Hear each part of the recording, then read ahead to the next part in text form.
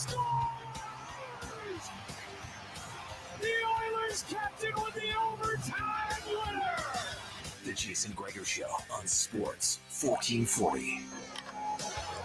Pretty good contact here as he hits it to deep right, and he's hit out. Now that's a birthday present that George Springer just gave himself, and the Blue Jays have the early lead.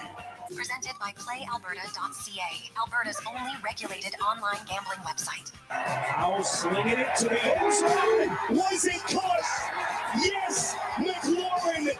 Touchdown!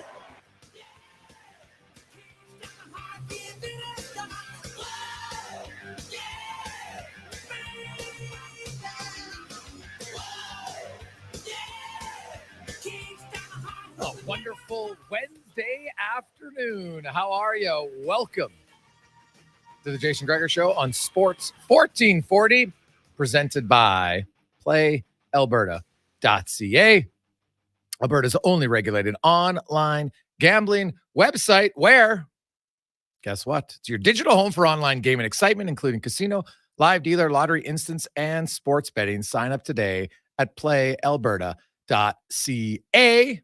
And pretty excited. We got a new camera in studio. If you're watching the show, Oilers Nation YouTube, it's better. It's better angle. I like it. It'll be fantastic. So look forward to that. Of course, we have all of our studio sponsors, the eWell Studio. Big thanks to eWell. By the way, next Thursday, they're having their grand opening at their brand new location. And man, that place is awesome. Guess what?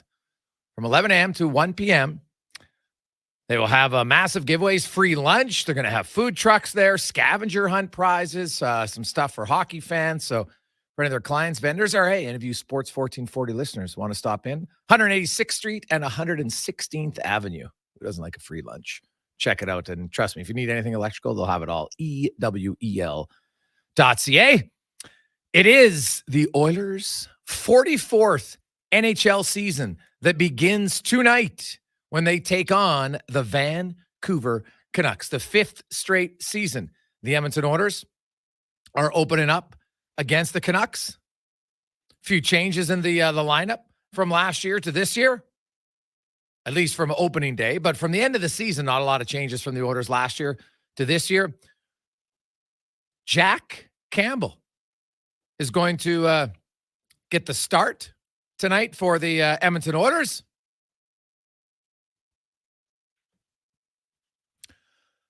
I look at this. This is going to be an ongoing competition, which is what they need.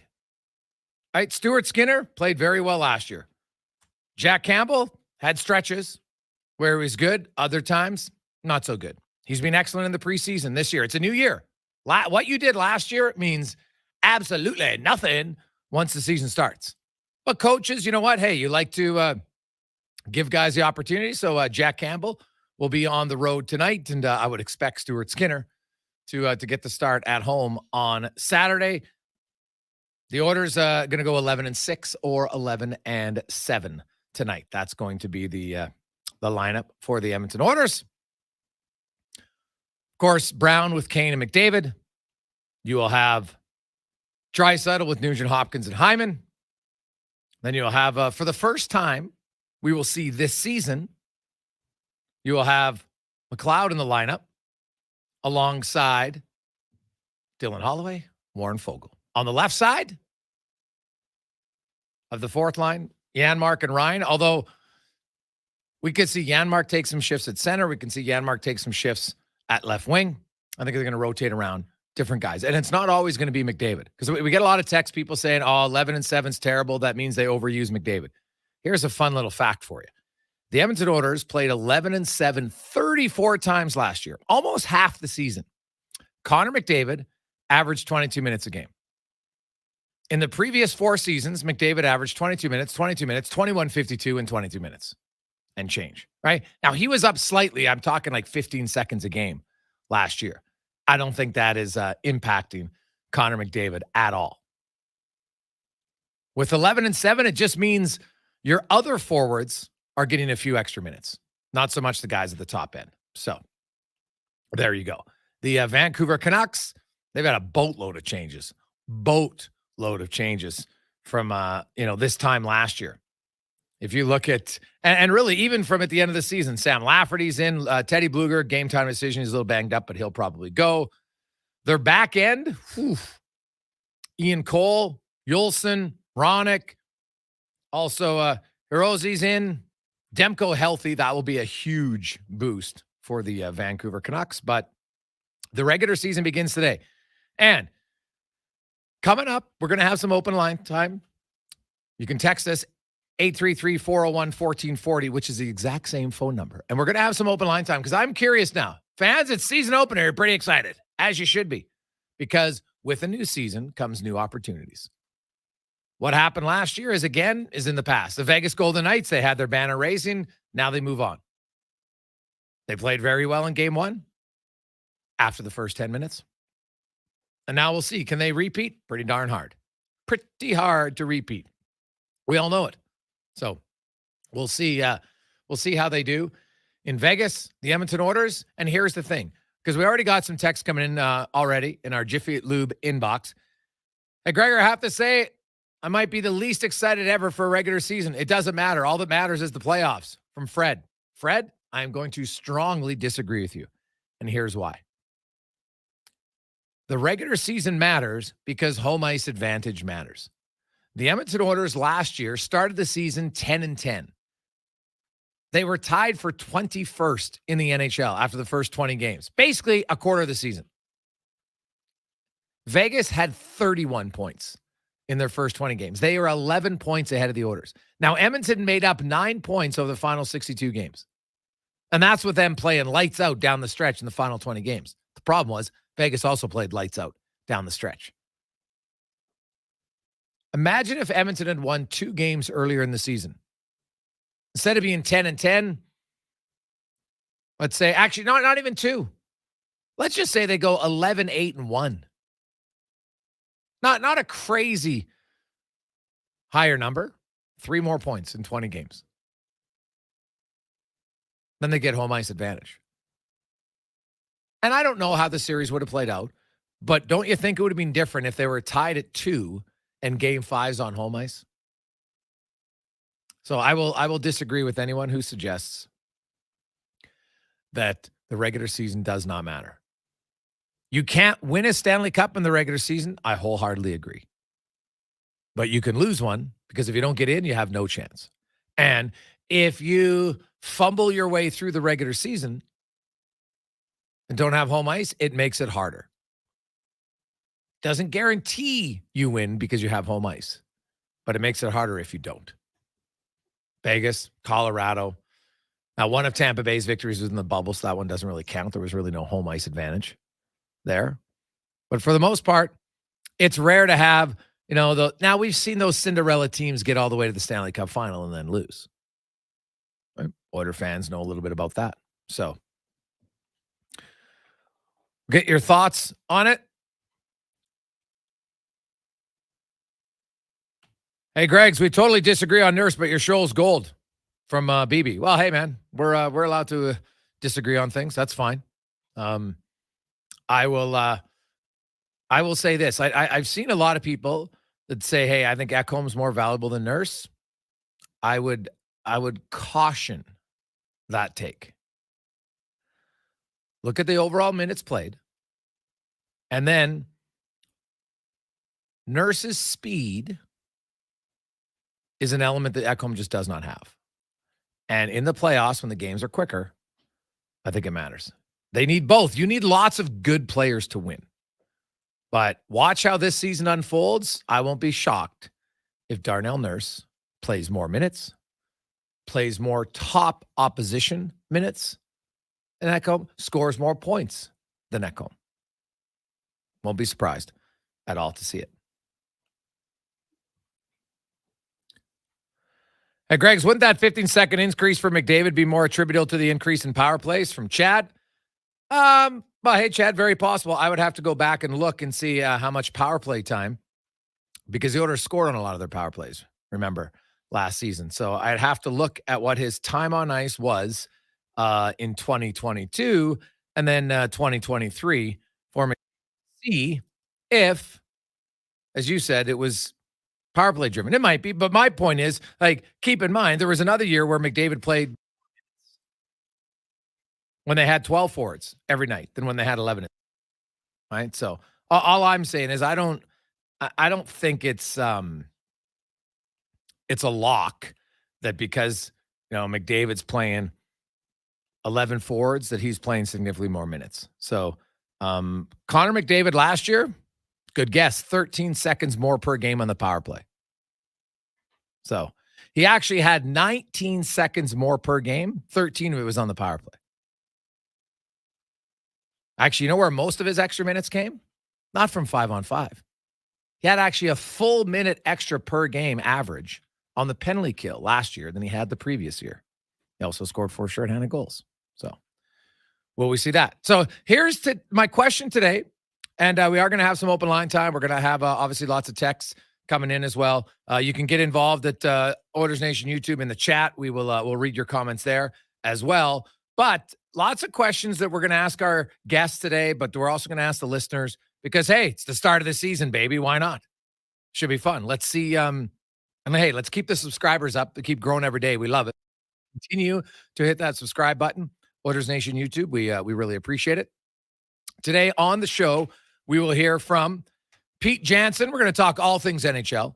Tyler Yaremchuk will join us from Oilers Nation and Daily Faceoff. Brennan Batchelor will be by to preview the Canucks. Who's sick? How much pressure is there? And why is Elias Pettersson and the Canucks not sign an extension yet? Mike will join us at 4 o'clock. We'll also have Spec from Vancouver. Spec's collecting audio for us today, which is great. Send it to us, so we'll get some Oilers audio from Jay Woodcraft and others. Also today, and this, I'm curious what your thoughts are. I think it's a good decision. I would argue it's probably overdue, but the Edmonton Elks announced that next they will close the upper deck except for select games. Usually the rematch game between the Elks and the Stampeders on Labor Day. There's the odd Saskatchewan game that you might need a little bit more. But overall, I think it's a wise decision. Cons, what do you make of it? I think it's great. I mean, I do feel for the people that have been the upper deck people for, the entirety of their season tickets. I used to sit up there all the time, upper section Y, but to create more of an atmosphere, you want that, right? You want to have that home field advantage. So I think you do that for a couple of years, make it more of a demand to get in there. Got to buy your tickets early if you want to get out to that game. And then, like you said, for special events, yeah, of course you open it up for the Labor Day rematch. When the Riders come to town, the attendance is going to jump up. But this is something that I've, talked to people inside the organization, and they've wanted this. They think this is a great way to try to get that fan base up, make it more of an event. You get in there and it's crazy. That's what sold me on the CFL in the first place, Gregor. The first game I went to when I was, not a little kid was that Labor Day rematch when it was like 60,000 people there. It was such a fun game because of the atmosphere. I had season tickets the next year. So this one is one that I think is going to work out. We've seen it in other sports. We've seen the BC line place. So I think, some people aren't going to like it, like everything, but long-term, I think it's a good move. You have the option. Look at the BC Lions. The BC Lions are very successful now. They open up the upper bowl in games where they sell out in the bottom bowl. And I mean an actual sellout, not claiming it's a sellout by giving away tickets. That's not a sellout. Now, if you want to say you have 30,000 fans there, great, but it's not a sellout if you're giving away tickets, because a sellout means sold tickets. So the Elks, I think this is a very good decision by them. And I think it'll create a better atmosphere. I do understand that change is hard. So for those who have sat in the upper deck, you're not going to like it. And I totally get, and you know what? You'll probably lose some fans because we're creatures of habit. And some people have been sitting in the first row of the upper deck for I don't know how many years. So that's going to be a challenge. And I think the Elks, if they're smart, will have talked to those people first and said, hey, this is what we're thinking. This is why we're thinking it. This is why we're going to implement it. And how can we help you find a seat that's going to give you the closest feel of that. Obviously, I would think it would be in some of the final rows in the bottom deck, but I don't know how many of those are available. But for season ticket, and the season ticket base has dwindled, Connor, the last few years. There's no debate on that. So we'll see how it pans out for the green and gold. But I think this is a good decision long term. You want to build because what you have to do in sports nowadays is you cannot rely solely on a winning team and think that's the reason they're going to come. Did the Oilers sell out every game last year? They have the best player in the world. They arguably have the second best player in the world. They didn't sell out every game. Why? Because the game is one element of entertainment now. You've got to make it an experience. You have to do other things. The one thing the Stingers did very well was they made it about more than just the game. They made a good atmosphere. Now, might have fudged some numbers on sellouts, which isn't great, but overall, the experience, they made it about more than just the game. And I think if the green and gold want to be successful moving forward, that's what they have to do. You have to focus on more than just football, because guess what? For years, the Elks have been good, and their tickets still dwindled. Right? It's got to be more than the same old stuff. Right now, hey, they've done a great job. You allow the kids to run on the field. That's after the game. Very smart decision. But there's other things. Okay, what about teenagers? What about young adults? What are you doing to get them engaged? I know last year, I think it was their last game of the season, Cons, maybe second last game. You know, they brought back kind of the college corner. And I'm like, why the hell would that have ever left? Like, you always have college students, okay? Make it enticing for them to come. Simple. Right? Do something for them. Do something for the kids. Because let's be honest, now some college kids might want to run on the field after the game, but usually that's for younger kids and their parents. Totally fine.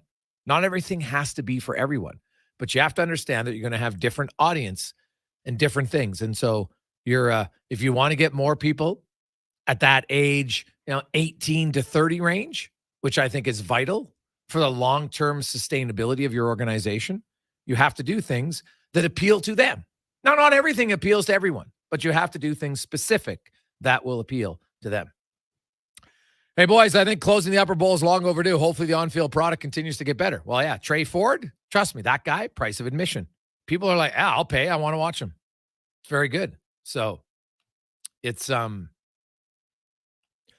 think it's a smart decision by the organization, and I think it'll actually make for better in-game experience for the fans because everybody's going to be a little bit tighter.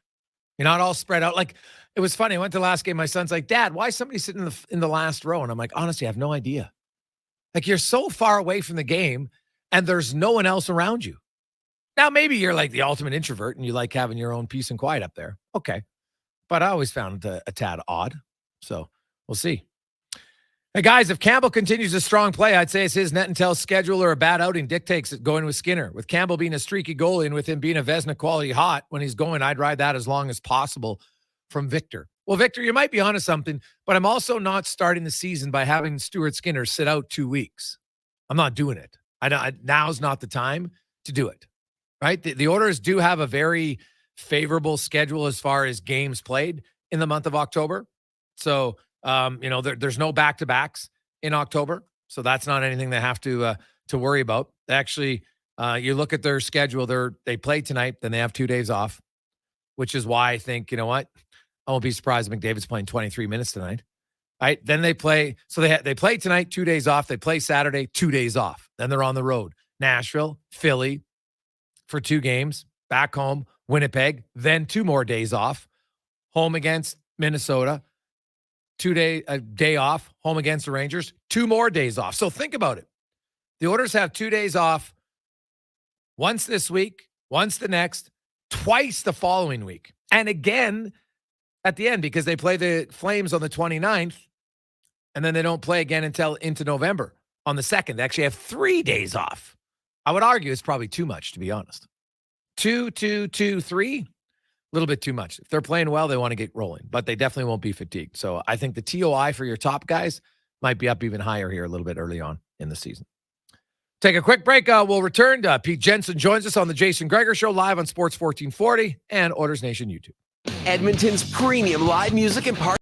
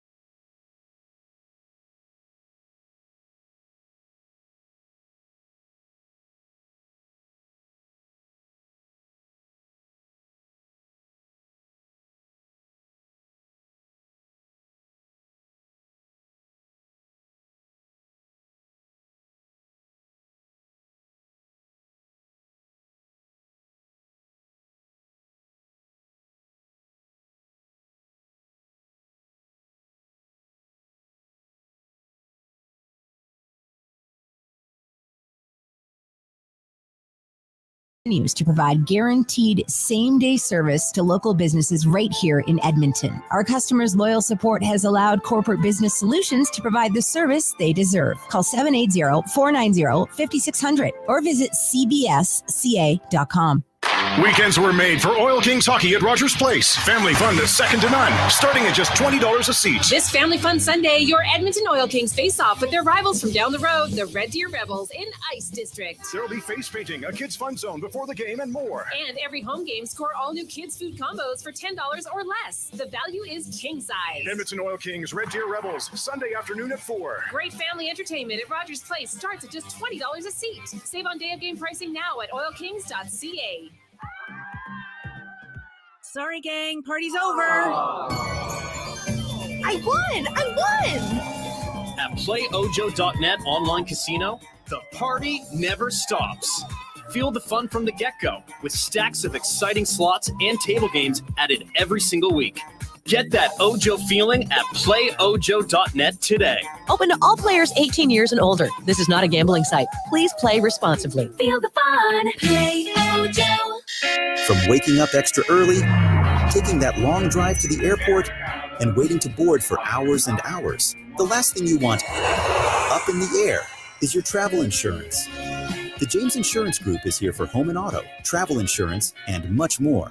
Working for Albertans across the province, the James Insurance Group will find you the best value and coverage you need. Find us at tjig.ca. That's tjig.ca. Drive into fall with some sweet savings at Cross Mitsubishi. Right now, get the best rate in the country, 1.99% on select Mitsubishis. And to make things even better, get up to $1,800 in free accessories or no payments for 6 months, and Cross will take care of your first 3 payments. Plus, get a trade-in bonus for $2,000 and free winter tires on all new Mitsubishis. Find these great deals and so many more at Cross Mitsubishi, 34th Avenue and 96th Street, or cross with a K, Mitsubishi.ca.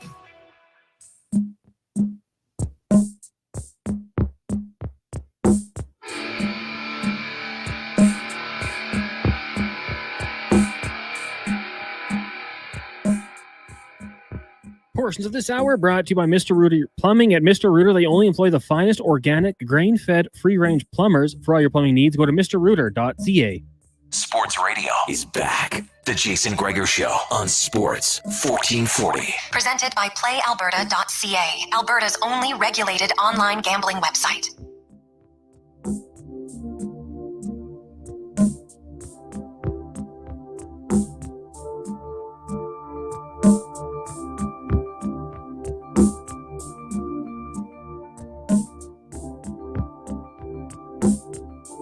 I can feel it coming in the air tonight. Oh, Lord. Welcome back, as we are a few hours away from the Oilers season opener, the 44th in franchise history as they take on the Vancouver Canucks for the 5th consecutive time. How about this? So this is the 44th year the Oilers have played in the NHL. In their first 43 years, they started at home 33 times. They've only started on the road 10 times in franchise history. And the record might be why. They're 3-6-1. Overall, they're very good in season openers, just not when they're on the road. So the last time they won on the road was in the lockout shortened season, 2013, January 20th, when they defeated the Vancouver Canucks 3-2 in a shootout. So they're hoping that they can continue that. They lost in St. Louis when McDavid was a rookie. And then they lost against New Jersey in 2018. Technically, that game was in Sweden, but it was still a road game. So there you go. So McDavid, one thing he's never done in his career is win the first game of the season when it's on the road. So would you bet against him the third time? I probably wouldn't. So there you go. Let's get to the fantasy report brought to you by Next Gen Transportation, heavy haul transport provider, 100% locally owned and operated, proud to be partnered with the MyShack group of companies, and they are hiring right now. Lots of great opportunities. Check it out at nextgentransportation.com. As Pete Jensen joins us now to talk a little NHL and some fantasy from NHL Fantasy and NHL Network. Pete, how you doing, my man? Doing great, Jason. Thanks so much for having me. Really excited about the slate of games tonight. We got off to a great start, of course, yesterday with the Bedard game and everything, but we're at the pinnacle of fantasy coverage on NHL.com right now. So excited to get to the Oilers and anywhere across the league that your heart desires, man. All right. So now let's look at fantasy. You play a lot of it, Pete, and because we've had a lot of text people wondering, like, if you want to get in, are there certain categories you find that are better to have in like for me, like fantasy football, I don't like standard. I like PPR. All right. If some people want to play half, I'll live with it. No problem. But I don't like just standard. I think it's too boring. So are there some league rules you think you should implement for sure to make it a more enjoyable experience? I like the hits and blocks leagues, the bangers leagues, people call them. I like playing leagues without plus minus because sometimes it's not a perfect indicator, as we all know, of different 5-on-5 metrics and things like that. So I would probably, the standard leagues have plus minus and not block shots, but I like kind of, some of those players, whether it's a forward or a defenseman that are physical, that lay the body on the line type of thing. You reward that with hits and blocks, of course. But I also like valuing power play points like standard leagues do, and shots on goal, which is a standard category, and also an indicator, a big one, of how many goals are to come or whether a guy's due. So that's what I would probably say. I like the standard format. Head-to-head makes things interesting. Reward the regular season champion. I'm a big proponent of that, whether it's football or hockey. Reward the guy that's at the top at the end of the regular season, and then have the other half of the prize, if you're putting money out there, to reward the postseason champion, which, like the NHL playoffs, is very unpredictable, right? The top seed always bows out more times than not, right? It does happen. There's no question about it. There's lots of upsets, which make it super exciting. Pete Jensen joins us. Pete, it's kind of a no-brainer. Hey, Connor McDavid's going to do well this year. Leon Draisaitl is going to do well. There's always a few surprises. I don't know anybody that had Ryan Nugent-Hopkins jumping from 69 points to 104 last season, right? It's one of the biggest jumps you've ever seen. And I think he's one of the oldest players he's one of, I think it was only 8 players to have their first 100-point season after at his age. So that's pretty rare. Do you see anybody who's a good player, has been a good player, who you think is set for a Nugent-Hopkins-like breakout? Well, I would not put the ceiling of Evan Bouchard any lower than 100 points, if we're going to say that, right? He's on the same power play unit. One of my bold predictions was that he could lead all defensemen in points this season, because unlike last year where we tabbed him as a breakout candidate, but it was Tyson Barrie's power play 1 for 3/4 of the season, he's up there probably to stay from opening night tonight until the end of the season, which is a good thing for everybody involved. And last year's postseason was a great indicator of that. Another postseason standout that I really like to take another step forward is Rupe Hintz from the Dallas Stars.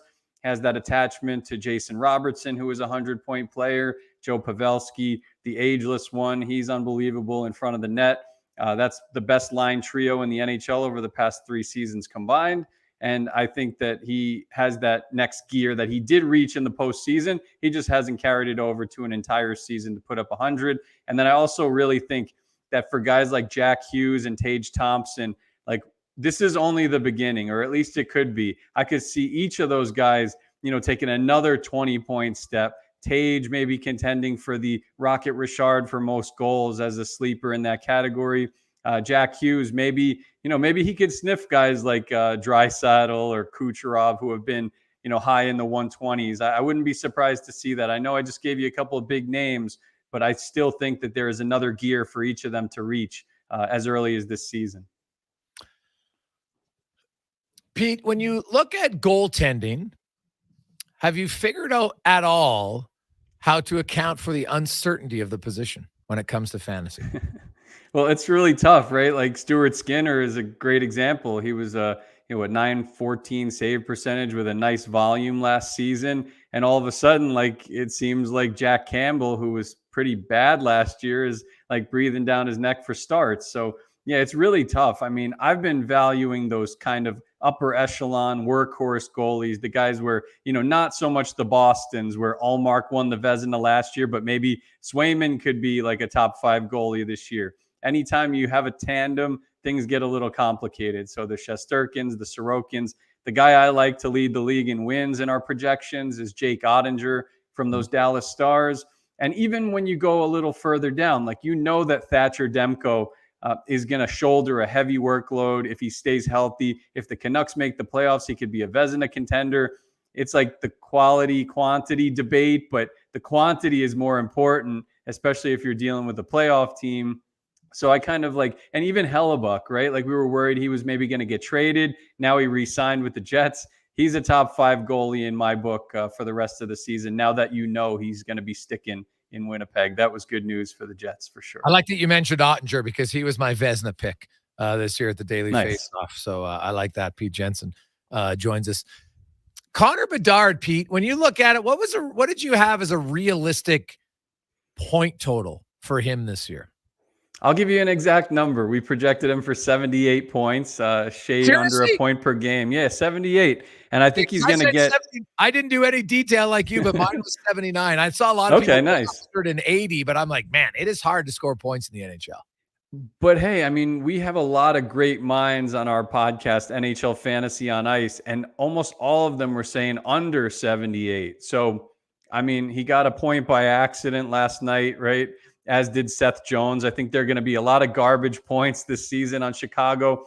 Even like we were talking about Vancouver, think about the games they were playing, blowing leads, losing 7-6, 5-4. Same thing with the Sharks last year. Erik Karlsson had 100+ points as a defenseman for one of the worst teams in the league. It can be done. Like he can score a point per game on an offense like that I think will exceed expectations. We even saw it yesterday. Some of the depth guys were getting going. Ryan Donato seems to be attached at the hip so far in the preseason and on opening night to Bedard and Taylor Hall. So I feel like the Chicago offense is going to be sneaky all year, and driving the ship is going to be Connor Bedard. So I would fully expect him to score 65, 70. And then I think he's totally capable of a point per game when it's all said and done. What about the Columbus Blue Jackets? Decimated by injuries last year. Obviously had the Babcock debacle this offseason. That might unify them now because they got rid of him. But, Johnny Gaudreau, Patrick Laine, we wonder about Patrick Laine. Is he going to play center for a little bit this season or not? Well, if they're healthy, and that's obviously a big if, what's your expectations for Gaudreau and Laine point-wise? I mean, Gaudreau is capable of better than a point per game. He was pretty good last year, even though the wheels fell off that team, of course, and so many injuries with Laine. Laine was actually close to a point per game as well, but missed a chunk of time. And Werenski missed almost the whole season. And they add Adam Fantilli. They add some nice pieces on defense with Severson, right? And, some of the, obviously, Werenski coming back healthy is a huge lift for that defense. And they added Provorov as well. And they have some good young talent with Marchenko and Kent Johnson. They got that Michigan connection going. I feel like nobody's really talking about the Blue Jackets. I'm not saying they're going to make the playoffs, but they could certainly improve by 7 to 10 wins this season and put themselves back into at least contention and excitement, despite all the turbulence they've dealt with this offseason. Pete Jensen joins us talking all things fantasy in the NHL. Of course, it began last night and more games tonight, including the Oilers taking on the Vancouver Canucks. You mentioned Evan Bouchard earlier. What about Erik Karlsson in Pittsburgh? What kind of numbers you come up with him there? It's hard to have 100 points. He had the third highest, point total by a defenseman in history outside of, after Bork and Coffey, of course. What do you make of him and the Pittsburgh Penguins? Yeah, I think that they're a better team, a fringe playoff team. Could they get in maybe over an Islanders or the Rangers or the Florida Panthers? Absolutely. I'm picking them to get in despite that tough loss yesterday. Felt like they looked pretty good for most of that game and then let it slip away a little bit. But if their stars are healthy like they were last year, they didn't really get great goaltending last year. They still only missed it by 1 point, Pittsburgh. So, with Karlsson, I feel like his individual fantasy point ceiling is lower because it's going to be more quality versus quantity. It's going to be a lot of power play points on PP1 with Crosby and Malkin and Gensel and Chris Letang. That's the big one, right? 2 defensemen set. It's always a little weird with that if it doesn't work perfectly like it was with Burns and Karlsson in San Jose years ago. So, yeah, I would like temper my expectations a little bit. I don't expect him to score 100 points again this year. Maybe he takes a 15, 20 point drop and is still a point per game player, though. That wouldn't be half bad, right? No, not at all. I still think Erik Karlsson is easily capable of 75 to 80 points, which is a ridiculous number. No question. Do you have a bounce back player?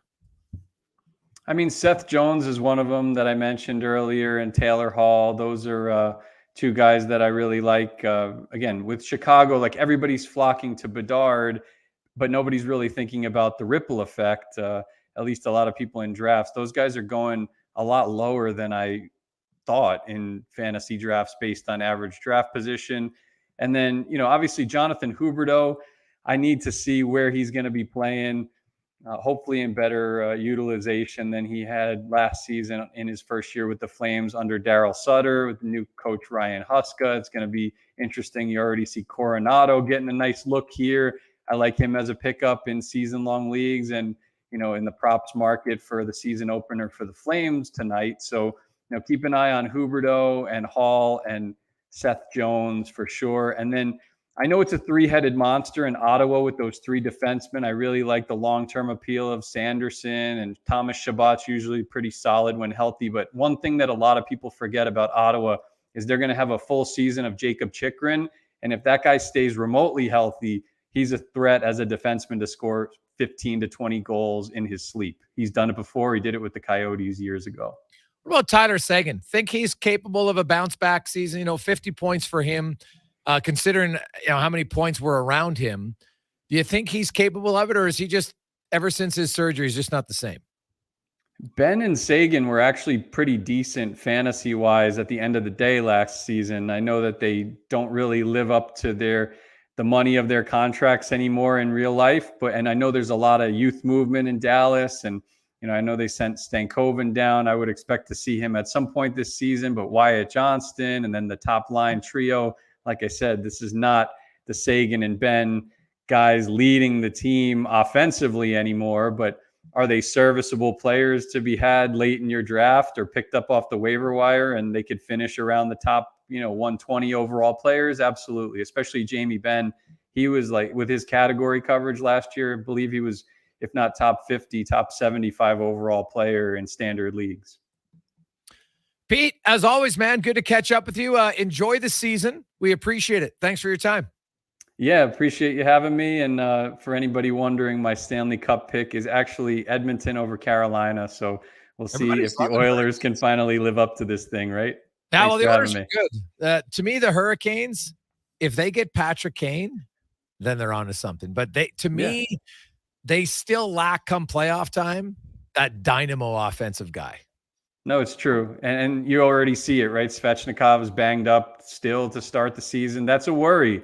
That's why I didn't pick them to win the whole thing, is because I still feel like whether it's at the deadline or a healthy Svech or maybe a Kane, like you said, like there's still a little something missing there. But with Edmonton, like the thing that makes me most confident, in addition to having two viable goalie option, is like having hopefully a healthy Matthias Ekholm for the whole season. Like had they gotten over the hump against Vegas last year, they probably would have gone really far, maybe won the whole thing. And then, of course, they were nearly unbeatable tail end of the regular season after they got Ekholm. So that's the wrinkle that I really like this season for them. Yeah, well, the Oilers are good on paper. There's no question about it. And I expect, Jay Woodcraft, since he's been hired, second most wins in the NHL, second most points behind only Boston, who had a record-breaking year. Quickly, Pete, what do you think about Boston? They could lose 35 points and still be a 100-point team. What's your prediction and how many points they have less this year than last? It's tough because I like team like Buffalo, let's say, a little bit more than them when I step back and look at it. Like I'm just not seeing the center depth for the Boston Bruins after those departures of Bergeron and Krejci. That said, they still have a lot of grizzled veterans and some nice young talent. That Pochra kid gives them a new wrinkle potentially if he sticks in the NHL, and he is a centerman. So we'll see. I think the Bruins have a lot of revenge on their mind after what happened last year, but the bottom line is, like, in our projections, which are fairly conservative, they weren't super bold. We had Boston minus 16 wins, which is by far the biggest dip of any team in the NHL. I don't think we had anybody even dipping by 10, after them. So that says a lot about what they lost. And I feel like they're not even going to realize how much they missed Bergeron and Krejci defensively until maybe 2 weeks into the season, and they could be left scrambling a little bit. Thanks, Pete. Appreciate it. Have a good one. Enjoy the season.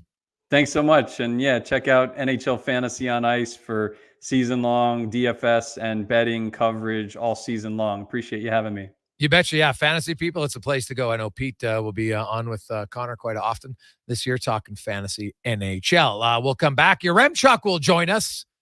Of course, the Nation pregame show begins tonight. We'll talk about that, expectations, and the soup is getting the start. It's the Wednesday season opening NHL edition of the Jason Gregor Show on Sports 1440 Live, Oilers Nation YouTube. Hey, sports fans, we've got a clear choice for you. At Crystal Glass, we provide customers with the perfect glass for any job. From home to auto and even commercial, installation or repairs, we're your team. Call 310 Glass or visit crystalglass.ca. Crystal Glass. Legacy Heating and Cooling is sounding the call. Don't struggle through winter with a furnace you can't trust. For maintenance before winter strikes, call Legacy. Call Legacy. For furnace tune-ups and repairs to give peace of mind, call Legacy. Call Legacy. Or to scrap your old furnace for a brand new high-efficiency one, call Legacy. Call Legacy. And with no payments, no interest for 1 year on your new furnace, it's gotta be Legacy Heating and Cooling. Christensen Communities, the name in active adult living. Enjoy retirement living without compromise. At Christensen, we understand that each lifestyle is unique. We are committed to providing choice through optional dining, personal services, recreation programs, and care plans to suit your current and future needs. Enjoy maintenance-free living and build new friendships in a safe, independent community. Large suites with full kitchens and in-suite laundry, on-site amenities, and so much more. Find out more today about our communities across the province at cdlhomes.com. Ain't it beautiful? What does excellence mean to you, and how does it impact your decisions? Friends, it's Carrie Dahl, and I know that at Volvo Cars Edmonton, excellence isn't an option, it's their everything. From customer satisfaction in sales, service, inventory, and retention, they excel in all. Congratulations, Volvo Cars Edmonton, Canada's only 12-time Volvo Excellence Award winners. Volvo of Edmonton. Are you ready to light up your game like Edmonton lights up the ice? Then choose Ewell. Electrical Wholesalers Edmonton Limited offers lightning fast service. Just like your favorite forward, they deliver your electrical supplies in record time. Plus winning quality. They only stock the best. And don't forget about their all-star support. When it comes to customer service, they're the playmakers. So don't sit in the dark. Make the power play and visit Ewell today. Online at ewel.ca, where excellence in electrical meets the heart of hockey. Five-time Alberta Junior Hockey League champions, the Spruce Grove Saints are celebrating their 20th season in Spruce Grove. Be part of the action and enjoy some of the best Junior A hockey Canada has to offer by experiencing a Saints game for your next outing.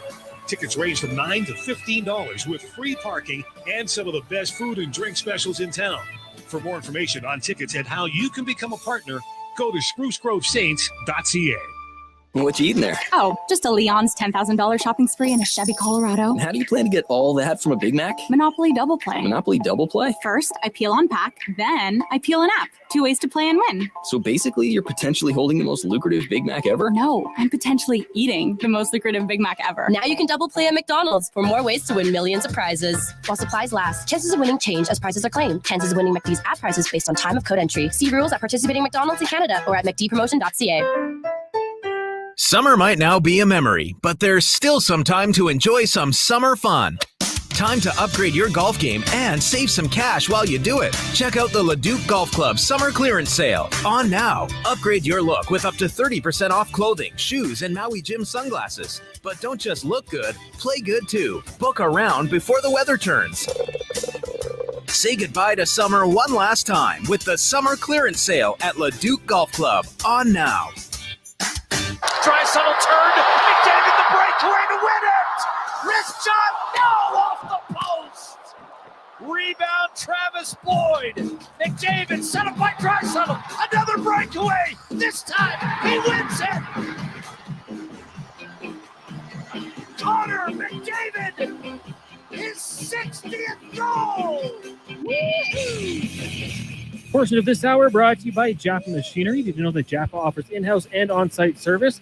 Rain or shine, Jaffa's service department is there for you. Get a quote now at jaffamachinery.com. Sports Radio is back. The Jason Gregor Show on Sports 1440. Presented by PlayAlberta.ca, Alberta's only regulated online gambling website. It wasn't easy, but nothing is. No. Oh, the excitement is building. Oh, by the way, today, who is it? Wednesday? It's going to be you. We decided it was season opener. We wanted to do lots of talk the 3 o'clock hour. We will have one guest out of Vancouver, but the rest we're going to open up the phone lines at the text line, 833-401-1440. You can text there or you can call there. I just want to kind of get people's thoughts. How excited are you about this season? I have to think you should be more excited. Maybe I'm wrong, but I would think the average Oiler fan is like, you know what? They got a real good shot. And you know that they're going to make a move at the deadline. Maybe two. Who are they going to add? We'll see. But the roster we see tonight is not the roster we're going to see on March 1st. I'll say that pretty confidently. Let's get to the oil report now, brought to you by Volvo of Edmonton. You can finance a new, a demo, or a certified pre-owned Volvo for as low as 1.49% right now at Canada's best Volvo dealership, VolvoEdmonton.com. That's right. Number one in the country, baby, right here in Edmonton. As we welcome in from Oilers Nation and Daily Faceoff, Tyler Yaremchuk. Ty, how you doing, man? I am good. It is the first game day, real game day of the year here at the Oilers Nation head offices, so it is buzzing. Now, what time is your first? Now, you have a pregame show this year. When is your inaugural pregame show start? People can watch it if they're watching right now. It'll be on the same Oilers Nation YouTube channel. What time? 7 o'clock with myself and Aaron Bordato. We'll be bringing you right up until puck drop every single game this year. It's going to be a lot of fun, and, you know, kind of unlike other pregame shows, we'll have the Oilers Nation twist on it. It won't be really all too serious. We'll come at it from a bit of a different perspective, and Aaron's a pretty colorful character as well. I think people are really going to enjoy it. All right, so that's 7 o'clock. If you're listening on 1440, just go get the YouTube, and if you're watching right now, you'll know the channel because you're already on it. Now, Jack Campbell getting the start tonight. People are, hey, is this a goalie controversy? I don't know if it's a goalie controversy at all. I think Jack Campbell has played very well in the preseason, so I have no problem with him starting tonight. I still think Stuart Skinner is going to start on Saturday. I think if Skinner doesn't start Saturday, then it would be a surprise to me. Yeah, that I'm 100% on board. We talked about this last week when, Jack Campbell was lights out through his preseason starts, and it was like, hey, I thought they should reward him with the opening night start. Easy sell to go to Stuart Skinner and say, I think you deserve to get the home opener. That's a big one too. Saturday night, Rogers Place is going to be rocking. But I do like giving Jack Campbell the little hat tip and saying, hey, look, you played so well in the preseason. You get rewarded when you play well. We still believe in you. You're not going to be stapled into any sort of backup role. If you play well, you'll get starts.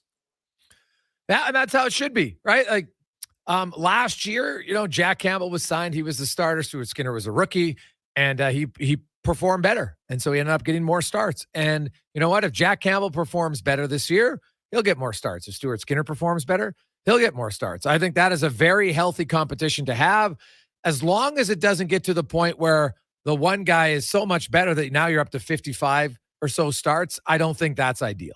No, and I don't think that's likely either. Frank was speaking with Ken Holland on his podcast, Frankly Speaking, and Holland did say contracts don't matter. Last year doesn't matter. It's a meritocracy. I do think you need to be a little mindful that, even if Stuart Skinner, or one of the two guys, I should say, is miles better than the other one, you can't be rolling anyone out there for 50-plus games. That's not what's going to give the Oilers success down the stretch and into the playoffs when it matters the most. This needs to be, at most, a 45-37 split. I can't believe I did that math correctly on the fly like that. But that's what I see as the outer marker. One guy can get max 45 starts. It needs to be that close, in my opinion. I would agree. I thought like last year was 48-34. I think that's probably the high end of where it's going to be, barring injury. Obviously, if injury occurs, then maybe one guy's going to have to be ridden a little bit more than they would like early on. What's your realistic expectations, McLeod, Fogle, Holloway?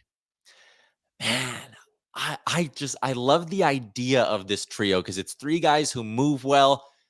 The thing that'll be the turning point for me, the key to them being effective is going to be their ability to engage physically. Ryan McLeod for a while, Greg's, he loves the flybys. He was never a guy who was stopping and finishing his check all that often on defensemen on the forecheck or anything like that. I think Warren Fogle is someone who at times has seen that side of his game come and go, although I think for the final 6 weeks of last season, he was very engaged.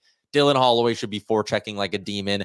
If those three guys are engaged physically and the other team's coaching staff has to look at them as, okay, that's like the soft spot on the Oilers. But the soft spot is three really fast physical wingers who could have decent scoring touch. Like that third line could be a problem. On the other side, if they're not engaged, if Dylan Holloway is looking like the Dylan Holloway we saw in the first couple weeks of the regular season last year and he doesn't take a step forward, then that line could almost be a liability. But I think there's tremendous upside with those three. I thought Ryan McLeod took a real big step, and I spoke to him yesterday before they flew out about how he played in the postseason. You know, he just feels, you know what, I want it to be a little bit more aggressive. Like it's not like he's suddenly going to be a clutterbuck and hammering guys all over the ice or anything like that, but he made more of a conscious effort to use his speed and finish checks. And he doesn't have to light guys up, but it's pressure. And the more you pressure guys, the more they turn over the puck. They got size, they got speed. I've really liked Dylan Holloway. Dylan Holloway, to me, looks like a lot of young players who's just more comfortable kind of their second time around in the NHL. I expect his minutes to be up to around 13, 14 a night. Maybe the odd time he'll bust up to 16 plus, depending on how things go. So I'm actually quite excited about that line to see where they go. What about your expectations for Connor Brown? So throughout the summer, I kind of set the range for him. I was like, hey, he's got to be somewhere between either Kyler Yamamoto and Zach Hyman, like a light version of Zach Hyman. And I wasn't quite sure. I felt like at some points expectations were maybe getting a little bit too crazy on this guy. And the fan base was just thinking he's automatically going to be Zach Hyman 2.0. I was never that high on him. I also looked at a guy who has barely played hockey in the last 14, 15 months. And I went, it might take him a while to get back up to speed. But honestly, what I've seen in the preseason has been really, really encouraging. I think he's going to be more towards the side of Zach Hyman light than he is Kyler Yamamoto. Because, I mean, Connor Brown, it's not like he was a 25-plus goal guy really at any point in his career, at least consistently. But watching him in the preseason, seeing the way he kind of finds those soft spots, there was the one chance he got where he just floated perfectly into the slot. And it was like McDavid knew exactly what Brown was thinking. He floated there, pass came in, perfectly timed one-timer. If those two have a connection, and if Connor Brown's going to be aggressive on the forecheck and keep up those offensive instincts, I think he can score 26, 27 goals this year. I don't think that's like an insane homer take.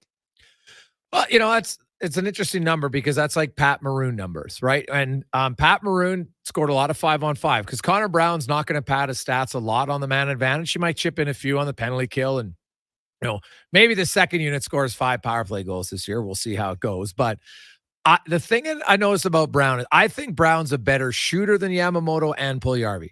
He's got the ability to finish a little bit more. But the other wild card I'll say about Brown is the health of Evander Kane. Because if Evander Kane is playing more than half the season this year, that's going to open up more space for him automatically, right? I think Connor McDavid benefits 5-on-5 from Kane when it comes to point production. We want to talk goals for against, it's a different conversation. I'm just talking offense right now. And I think that line, Connor McDavid to me looks possessed already. In the preseason, you know, he's a goal every game and nice goals that he scored in the preseason. And, you know, you look at some of the assists and, you know, the setups he's made already. Like, I really think Connor McDavid's scoring 160 points, Ty. And if he does that, then Connor Brown's definitely scoring 20. Yeah, like 20 would be the floor in that case. I was actually just about to float you that. One of my bold predictions to put on my Frank Saravalli cap is I think Connor McDavid's going to finish the year at 2 points a game. I think that's kind of the next great benchmark that he's going to be striving to hit. Last year, he wanted to be a goal scorer, snapped his fingers, became a goal scorer, scored 60 plus. I think being the first guy in well over 20 years to finish a full season at 2 points per game, I think that's something that's attainable. And I wouldn't be surprised if that's in McDavid's mind and he's going, yep, that's next on my checklist. Well, there's so many scenarios for him this year. He can get to 1,000 points this season if he has 150, which would be the third fastest behind Gretzky and Lemieux. Although I guess technically the fourth because Gretzky did it twice. That's how good he was. Ridiculous. 424 games, then 433 games from 1001 to 2000. But McDavid would be at, the third fastest of that. And, he's going to be like the seventh youngest to get to 900 points in fewest games. And he is a player, like I've seen a lot of people suggest that, they got to be better off defensively, so they're going to sacrifice offense. Well, the numbers actually don't jive with that, Ty. If you actually look at the Oilers in the last 20 games last year, yeah, they reduced their goals against. They were 8th, but they were number 1 and they scored a half a goal more per game. Like better defense. Every coach has told us this for decades. Best offense is a good defense. So I think Connor McDavid in the preseason, I really noticed, I'm not going to say attention to detail makes it sound like he wasn't paying attention before, but he just looked even more hyper-focused in the defensive end.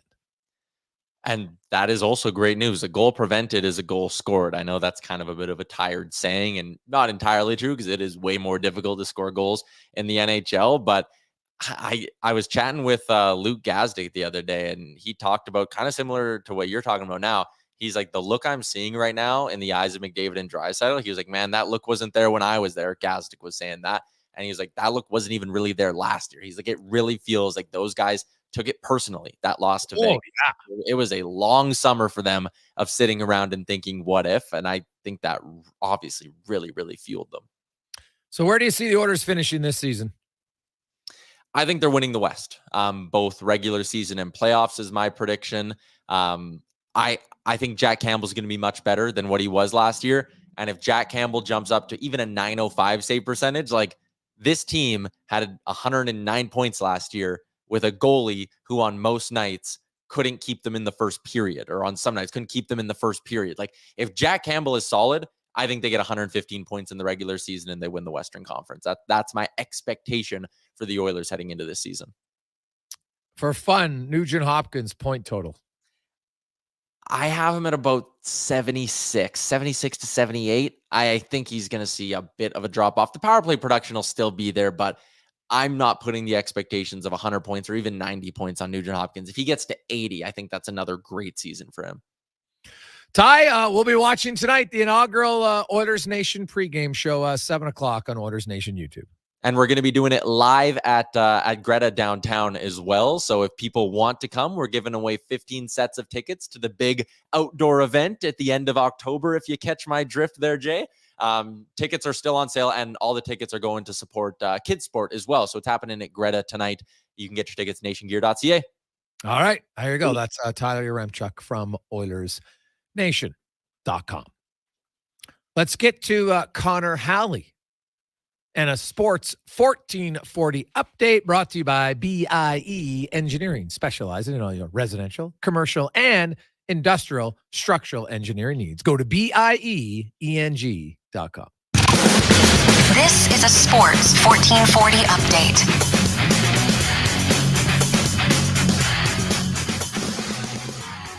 It's finally here, the Oilers kicking off their 2023-2024 regular season out in Vancouver, taking on the Canucks. Puck drop set for just after 8.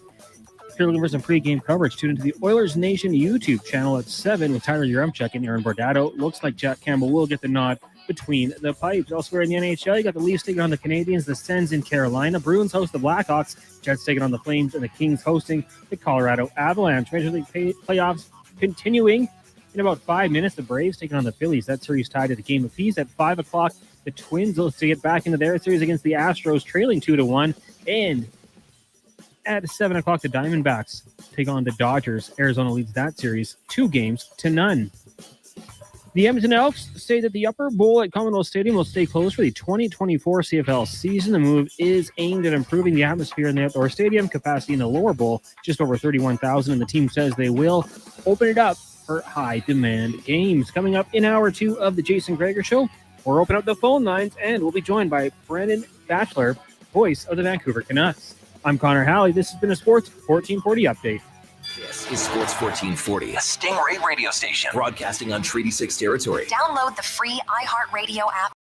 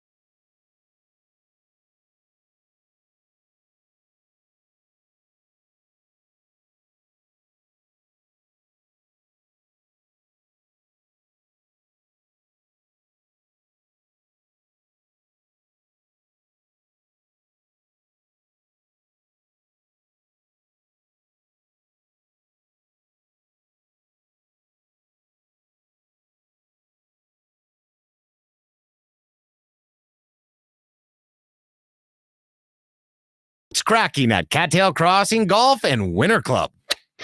Kick off your week with unbeatable savings. Enjoy half-price golf from Monday to Thursday. Elevate your game without emptying your wallet. Book your tee time today.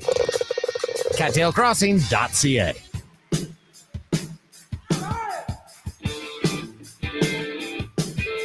Portions of this hour brought to you by Crystal Glass, the clear choice for all your auto, residential, and commercial glass. Call 310 Glass or book now at crystalglass.ca. Sports Radio is back. The Jason Gregor Show on Sports 1440. Presented by PlayAlberta.ca, Alberta's only regulated online gambling website.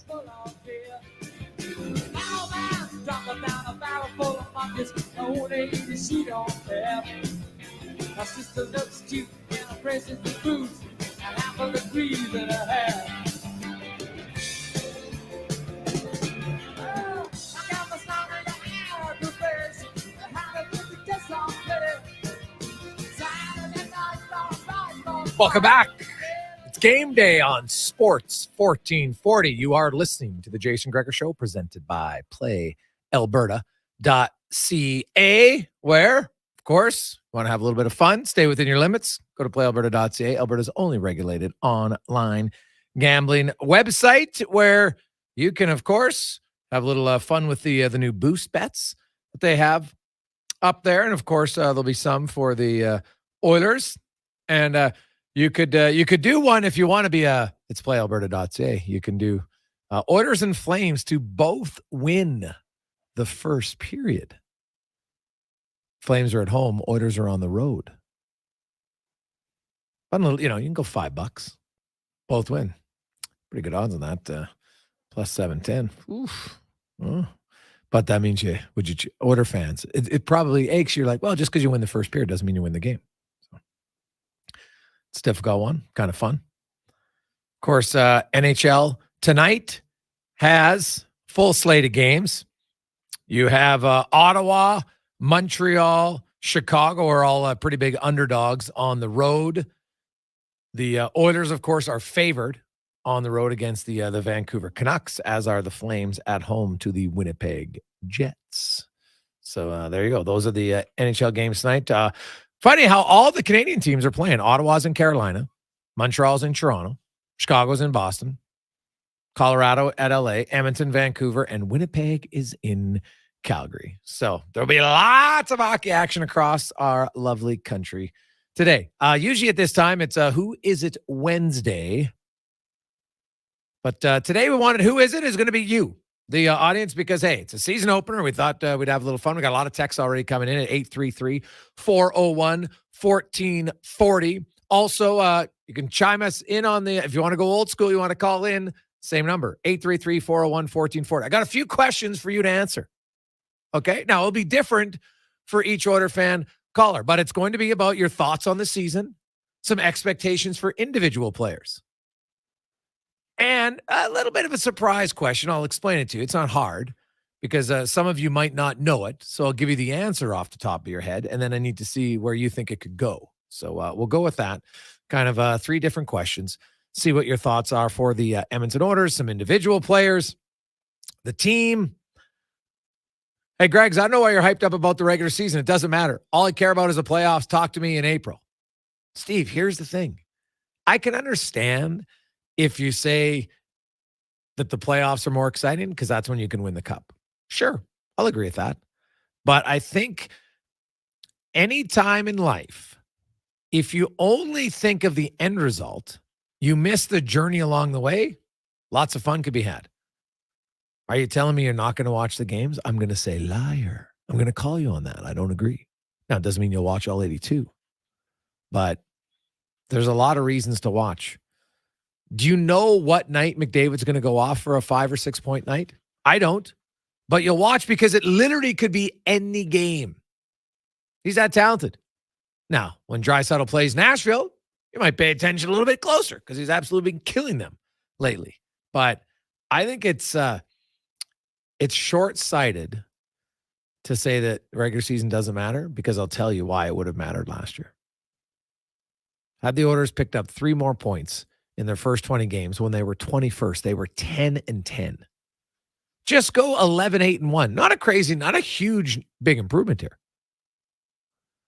They get those 3 points, they finish ahead of Vegas.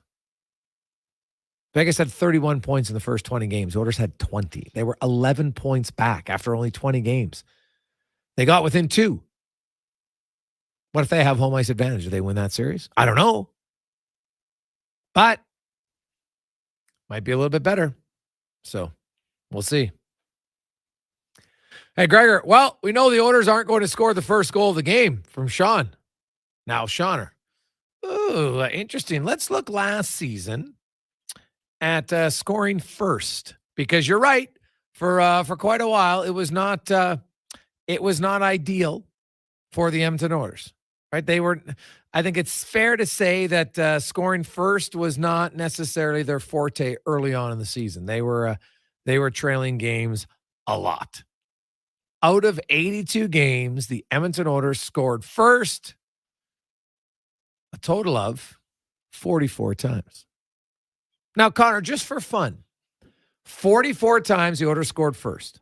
Yeah. Any guess on where that ranks amongst the 32 teams last season? Oh, I mean, we always knock them for their slow starts. How about 14th? 8th. See, I think at times, early on in the season, yes, the Oilers didn't score. But late in the year, they scored a ton. First, that is. They finished 44. Colorado led the league at 54. Then Dallas 51. They were the only teams in the NHL who scored first more than 49 times. Carolina 49, Boston 47. Like, think about it. The Bruins won 65 games. They only scored first 3 more times than the Edmonton Oilers. Nuts. Now they won 15 more games. The Bruins were good. And so the Oilers 44. As I mentioned, Colorado 54, Dallas 51, Carolina 49, Boston 47, Vegas and Nashville and Toronto were 46, and then Edmonton was 44, tied with Florida. So only 7 teams were ahead of the Oilers. And the Nashville Predators, that's something to watch for. They missed the playoffs despite scoring first. Because usually you score first, you got a pretty good winning percentage. Now, that's where the Oilers, they were 12th in win percentage when scoring first. They won 32 out of 44. Decent. But Boston went 43-1. They were virtually unbeatable when they scored first. It's a pretty good number. Pretty good number. Let's get to the phone lines. 833-401-1440. Where are we going, Cons? Starting off with Rick in GP here. Rick, how you doing? Good. How are you? Excellent. I'm glad you guys are back on the air. My summer was very, very lonely, especially this time slot. Nice. Well, we're good to have you back. Good that we're able to get everybody out there listening. What's on your mind?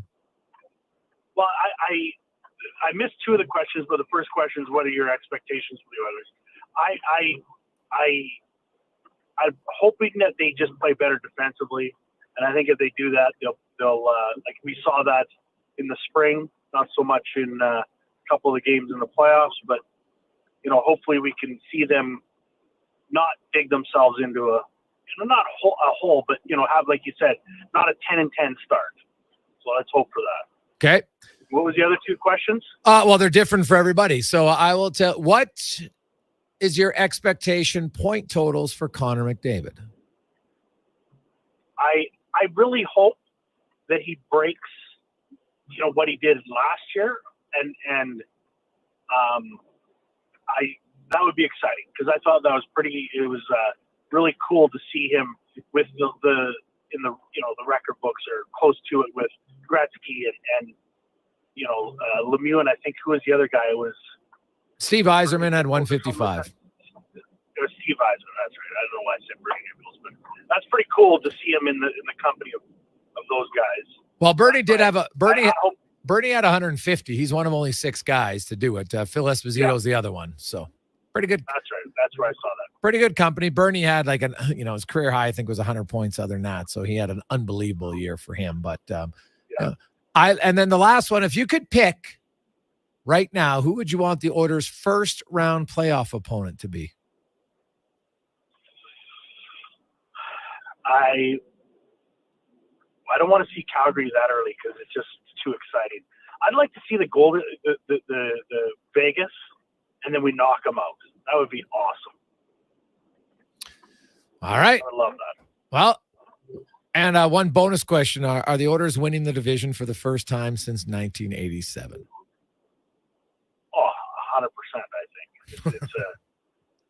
I think so. All right. There you go, Rick. Thanks for the call. Okay, thanks. 833-401-1440. Ask you a few different questions. You can answer them on the text line, some of those. Point total for McDavid. Who would be your ideal first-round opponent for the Oilers? Do they win the division? The Edmonton Oilers, the longest active drought of winning their division. Now, some teams, Columbus, obviously have never won, but they haven't been around the league that long. The Oilers, the last time they won was 1987. The second longest, the New York Islanders, 1988. So we will we'll see where that goes. 833-401-1440. We got lots more texts coming in. Hey, guys. So people are saying they wouldn't watch the regular season, so you wouldn't care about Gretzky setting all those records? Give me a break. That's why you're a sports fan. It's all fun from Radley. Radley, I totally agree with you. 100%. You can enjoy the playoffs, but also enjoy the regular season. It doesn't have to be one or the other. I think it can definitely be both. That makes it exciting. At least that's what I think. So to me, the more you watch, the better it is. All right, 833-401-1440.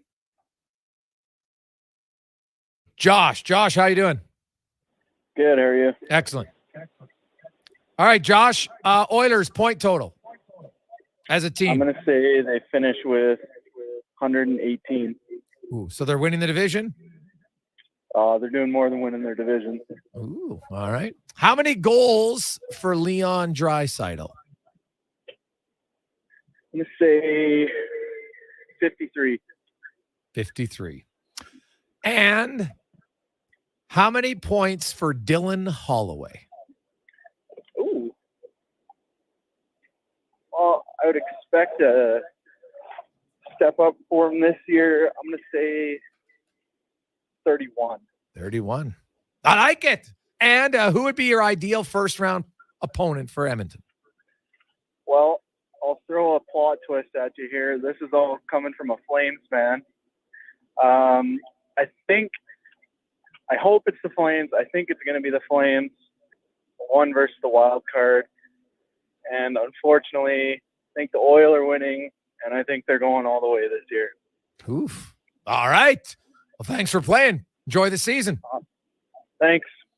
There you go. Even Flame fans are high on the Oilers this year. 833-401-1440. Stay on the line. We'll come back. We got a lot more calls and texts to get to. It's the Jason Gregor Show on Sports 1440 live on Oilers Nation YouTube. How exciting is it to have Sports Talk Radio back in Edmonton? Tie game, bottom of the ninth with a full count. The kick, the pitch. It's high.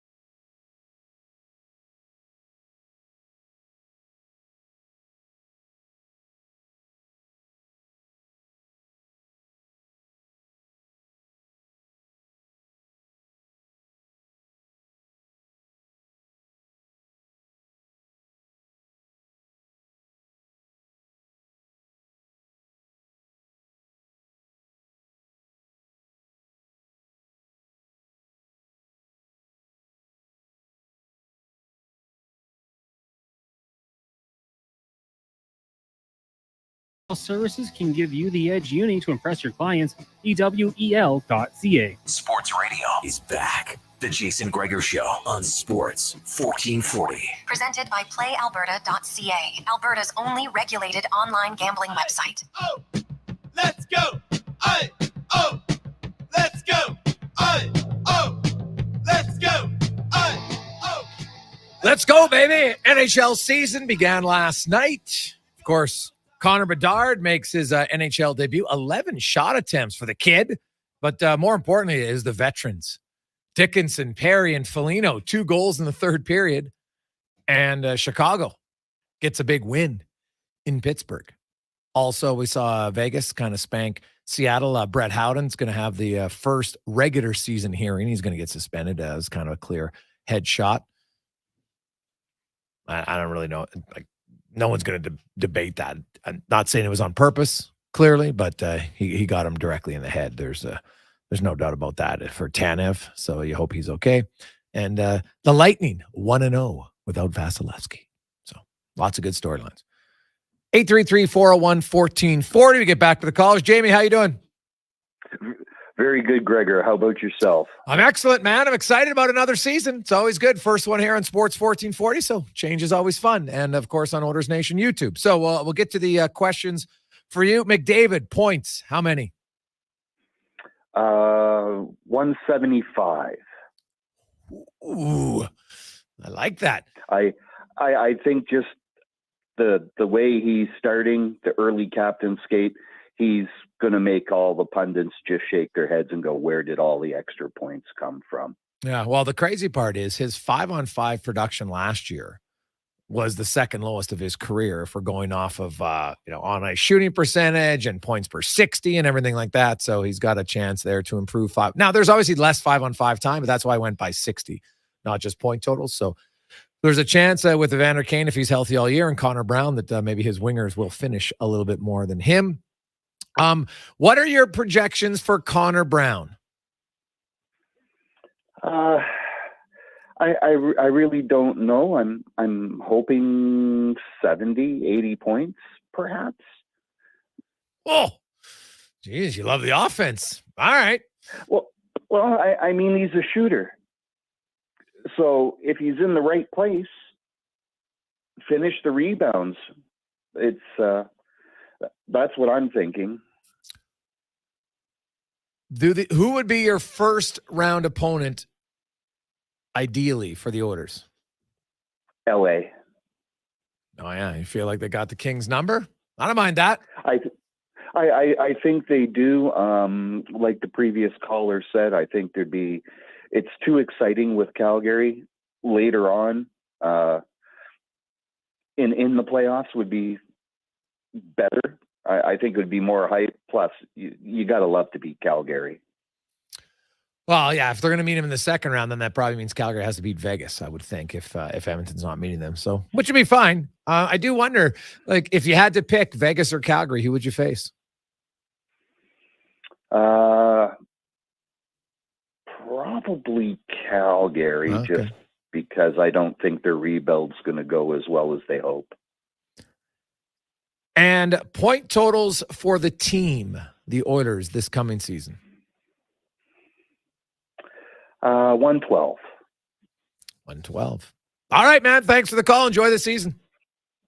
Thanks for coming back. Really appreciate it, Gregor. Hey, awesome. We're happy to be back. We're happy that all of the listeners have returned and joined our show and the whole Sports 1440 station. Of course, now live on Oilers Nation YouTube. Our subscribers continue to grow every day, which is lots of fun. So it's great interaction with diehard sports fans. That's what we love about our show. You care about sports as much as we do, which is awesome. Let's go to Rowdy Roddy. RR, how are you? Hey guys, you know what? I moved to GP and back to GP in May here, and listen, you know how everything went down, and then I'm like listening to you guys for like 4 years straight. You know, Connor with his football show and stuff like that, and always chiming in, and with Tommy, pregame and stuff like that. So it's just really awesome to find you guys. I'm glad you guys are doing well. I I love the fact that your nephew's got a PTO and he's going to do well, Jason. You know he is, because he's a rock star, right? So, but McDavid, I think what he's going to do this year, I'm going to say about 165. He's going to, what's on his mind, and I mean, I'm, orders from the old days, but he's going to be the third guy to get 100 assists in the season, and he's going to be the third fastest to 1,000 points. So that's my projection. So what about the Oilers? Go ahead. Go ahead. Oilers as a team. I'm going to say about one. They're going to win the division. I think, I really got a bad feeling, or a good feeling, I guess, about Calgary. I think, when it comes to LA or over Calgary, I think watch out for Calgary this year. There's some guys that want to prove their worth, right? So, Kadri and Huberdeau. So I don't know. Maybe, I have suspect when it comes to LA's goaltending, like it was in the playoffs last year, and Markstrom, I'm sorry. The Oilers just light him up. So I'm going to think that I think Calgary's going to finish ahead of LA, but we're going to have to get past Dallas, or whatever first round we get. I think we'll win the division, but it's going to be Vegas, Dallas. That's what's going to make us get to the the conference finals, and eventually I'm picking them to win the cup this year. I really do. Win the cup. All right, Rowdy. Enjoy it, man. Enjoy GP. Thanks for tuning in. Talk to you guys. 833-401-1440. You can call that number, or you can text. It's our Jiffy Lube inbox. Lots of texts to get to. We'll get to some more calls. Hey, fellas, McDavid, 57 goals, 90 assists, 147 points from the Law Dog. Guys, the regular season is to help me condition my liver for the playoffs. We win the division. Connor and Leon 1-2 in scoring. Connor, another 50-goal season from Cam, the man's dad.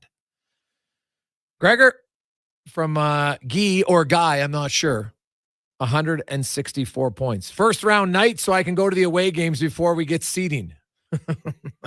I like that. There we go. Awful lot, actually. Guy Awful lot from Pinoca. Nice. So there you go.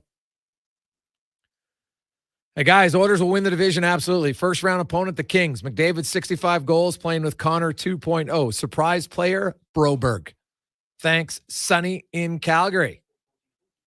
Nice. Broberg. Getting a little love.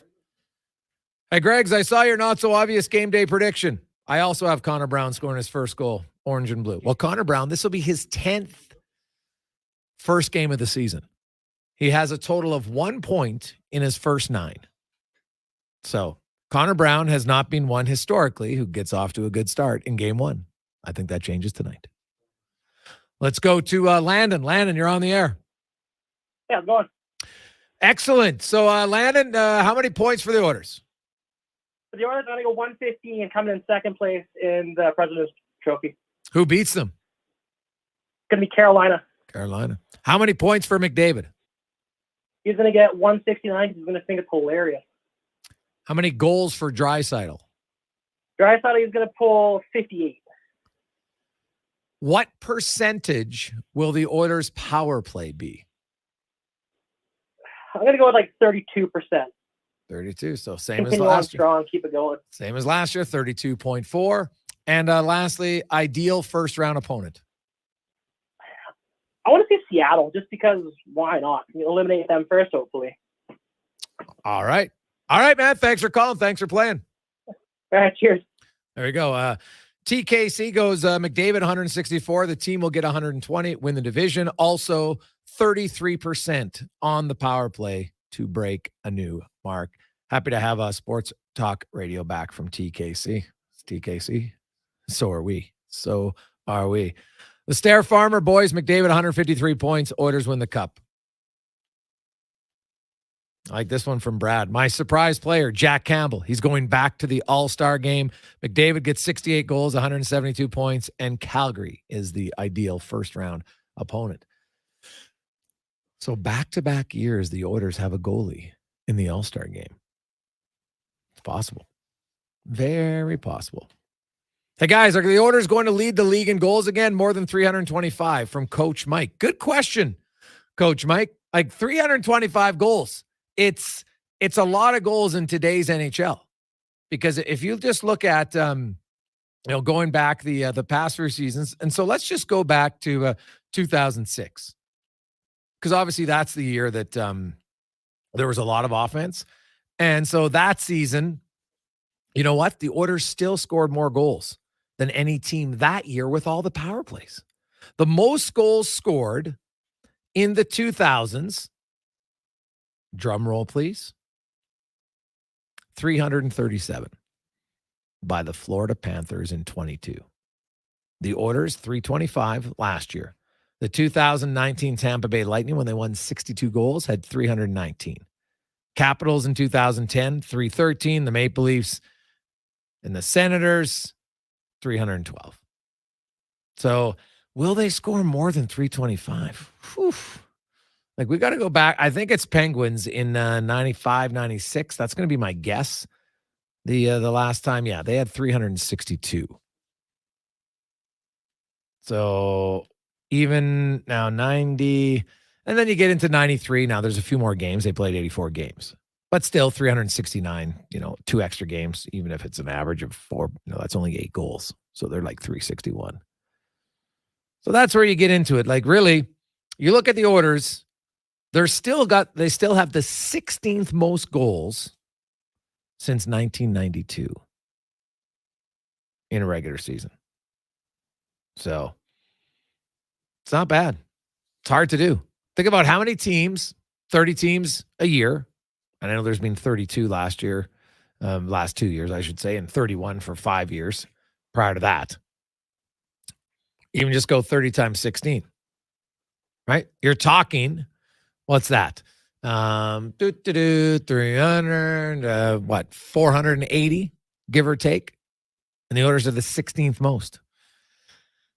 I like that question. Well, you know me, I'm biased. I love offense. I don't care who the team is. So I will say the Oilers don't. I think they'll score 320. Still close, but not more. I hope I'm wrong on that. I hope I'm wrong.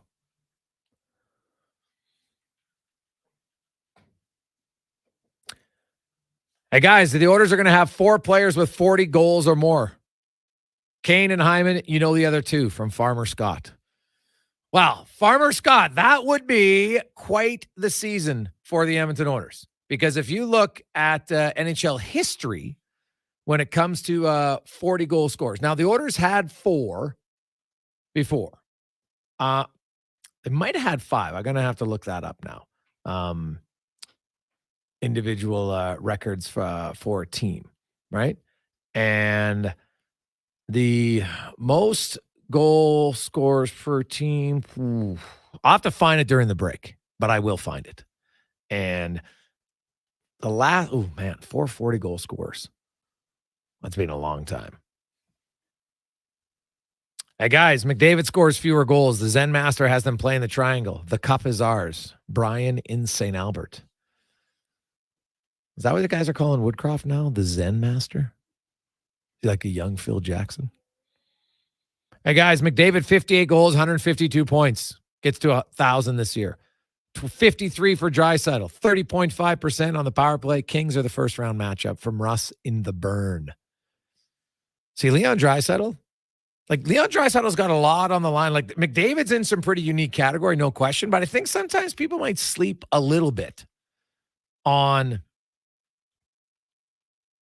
Leon Draisaitl and what he's done as a player. So I'm just gonna throw you some names that Leon Draisaitl has a chance. He's already in pretty good category. But if he scores 50 goals this year, he becomes only the 15th player to have 4 50-goal seasons. He would join Michel Goulet, Tim Kerr, and Yari Curry as 4. Pavel Bure, Bobby Hall, Brett Hall, Esposito, and Yzerman had 5. Dion Lafleur and Lemieux 6. And then Ovechkin, Bossy, and Gretzky at 9. Here's the one, though, that I really like. 50-goal seasons and 100 points. If he gets 50 goals, I think he's getting 100 points for sure. He's that good of a passer. If he does, that'll be the 4th time in his career and he'd be only the 11th player to do it 4 times, joining Brett Hall, Curry, and Ovechkin 4 times. Esposito and Yzerman did it 5. Dion, Lafleur, and Lemieux did it 6. Bossy did it 7 times, and Gretzky 9. So 50 goals is one thing, but when you're 50 goals and 100 points, basically your 50-50 club, it's hard to do. McDavid's done it once. Draisaitl's already done it 3 times. So while McDavid's going to enter some pretty unique categories as well, right? He gets 100 points. He'll be the 6th player to have 7 100-point seasons. Only 6 guys have done it. Gretzky, of course, did it 15 times. Ridiculous. Lemieux, 10. Marcel Dion, 8. Bossy and Peter Stastny, 7. So if you look at McDavid, where he is at his age, to think that he'll become only the 3rd guy to have 10-plus seasons of 100 points, I think that's very realistic. Very realistic. He's also going to pass Glenn Anderson on the Oilers all-time scoring list this year. He's got 850 points in 569 games. He'll move into 4th because to pass Glenn Anderson, he needs 38 points to pass Anderson. He'll do that. And then next year, he would pass Messier, who has 1,034, and Curry, who has 1,043. He's got a little ways to go to get to that guy named Gretzky at 1,669. But when McDavid signs his extension, yes, I said when, because I believe he will sign an extension in Edmonton. I think then he's going to take a real serious run. If he signs an extension, I'll say this, he will pass Gretzky without question for the most points as an Edmonton owner. Obviously, he'll have played more games, but who cares? He will own the record for most points as an Edmonton owner. And here's the other one before we go to break. He can join Gretzky, Gordie Howe, and Mario Lemieux if he wins the scoring title this year. Gretzky won it 10 times. Gordie Howe and Lemieux each did it 6. This would be the 6th season for McDavid. So think about that. He wins the scoring title this year. Then all he has to do it is once more in his career, and he's automatically 2nd most, behind only Gretzky. And when you think about scoring titles for McDavid and you see where his career is at, would you be shocked if he won 5 more Art Ross in the next decade? Because I think he'll be at the peak for at least 10 more years. Just the way the players are today, man. Like, they have the ability to stay elite for a lot longer.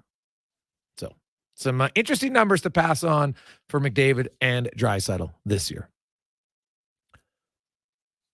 And I looked it up. The Oilers have had 4 times that they have 40 or 4 40-goal scores.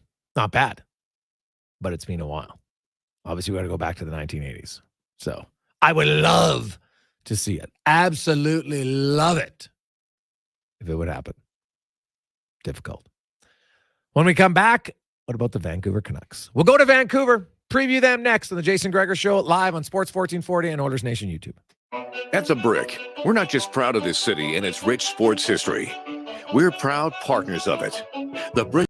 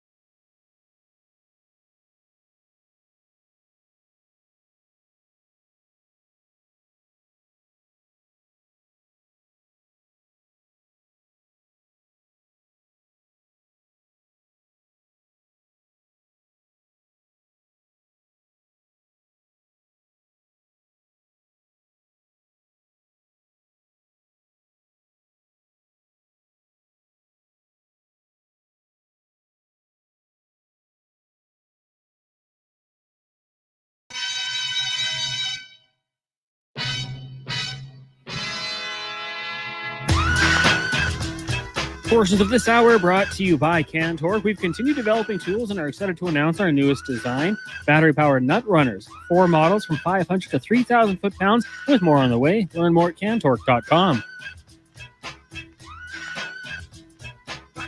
Sports Radio is back. The Jason Gregor Show on Sports 1440. Presented by PlayAlberta.ca, Alberta's only regulated online gambling website.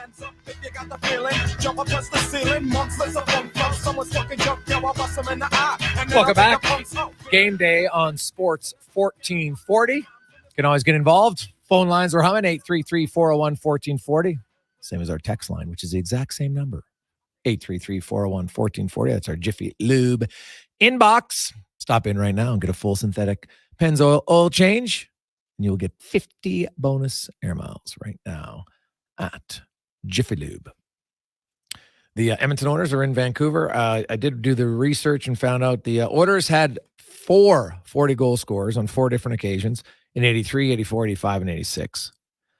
And the Calgary Flames were the last team to do it in 1988, when Hawk and Lube, Joe Mullen, Joey Nieuwendyk, and Mike Bullard. So no team since 1988 has had 4 40-goal scores. There's been a few teams since that have had 3, most notably the Calgary Flames in 2022 had 3 40-goal scores. So, hey, if the Oilers could get 3 of them, that would be big. Obviously, they were close last year, Hyman and Nugent-Hopkins, both in the mid-30s. Could they get there? If Evander Kane stays healthy, maybe there's a chance.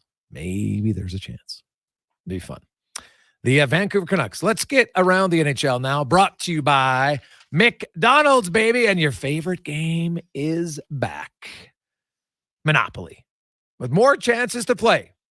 First, you can peel on your pack or then peel in your app for a limited time. All the rules at mcdpromotion.ca. That is mcdpromotion.ca. Brandon Batchelor joins us to discuss the Vancouver Canucks. Brendan, welcome back to the show, my man. How are you? I'm well. How are you? Thanks for having me. Hey, I appreciate it. So what can you tell us about the Canucks lineup tonight? Do you know who's in? Yeah, it's looking anyway at the moment like it's going to be 11 forwards and 6 defensemen, which we're kind of expecting for the Oilers at this point, I think, as well, unless something's changed here in the last a couple of hours since I was last checking in on it. But Canucks have some injuries right now. Carson Soucy got banged up late in the preseason. So did Teddy Bluger. So did Guillaume Brisebois. And Vancouver's so tight against the cap that, you know, they won't be able to ice the full complement of 12 forwards. We don't think anyway. Rick Tocchet alluded to the fact that, you know, maybe one of these injured guys could be a game time decision for tonight's game, but none of them took part in the morning skate with the team. A couple of them skated earlier in the morning. So I'm not expecting that. And I think we'll see 2 teams that are maybe down a man going into the season opener tonight. Yeah. And for one game, not a huge deal, but now they had the flu bug going through Vancouver as well, correct? Yeah, a couple of players were under the weather later in the preseason. I haven't heard as much about it in the last couple of days, so I think guys are getting healthier now. But for a preseason that was pretty quiet by Vancouver standards, it's kind of picked up here in the last 48 hours or so. Soucy and Bluger in particular were both hurt in the last preseason game. Then there's, you know, conversations out there about the Canucks and Elias Pettersson and his ongoing contract dispute with the team, and, you know, whether the team would even be interested in signing him long term. And then Connor Garland changes his agent in the last couple of days here as well, and the speculation is there that he wants out and that his agent has now been given permission to seek a trade out of Vancouver. So it's never quiet around this team here on the West Coast, and that remains the same going into this season. Yeah, well, I was told the Canucks, you know, tried all summer to move Garland, but when you're making $5 million in a super tight cap world, and you're not necessarily producing like a $5 million player, that's a little bit of a challenge. So we'll see. Now, Elias Pettersson, to me, that's a much bigger story, Brendan, because like last year, I thought he really, you know, he kind of went to that next step, and now some people think he can go to another step. But what do you think? Do you agree? Do you believe that the organization isn't willing to commit to him long term? And if so, why? I'm not sure that that's the case. Okay. I tend to believe that this is a negotiating tactic, maybe more than anything else, where they'll say, Pettersson's not sure about coming here. Well, maybe we're not sure about him being our guy. And if you want to read into that a little bit more, the organization hasn't necessarily committed to him as being their guy under this management group.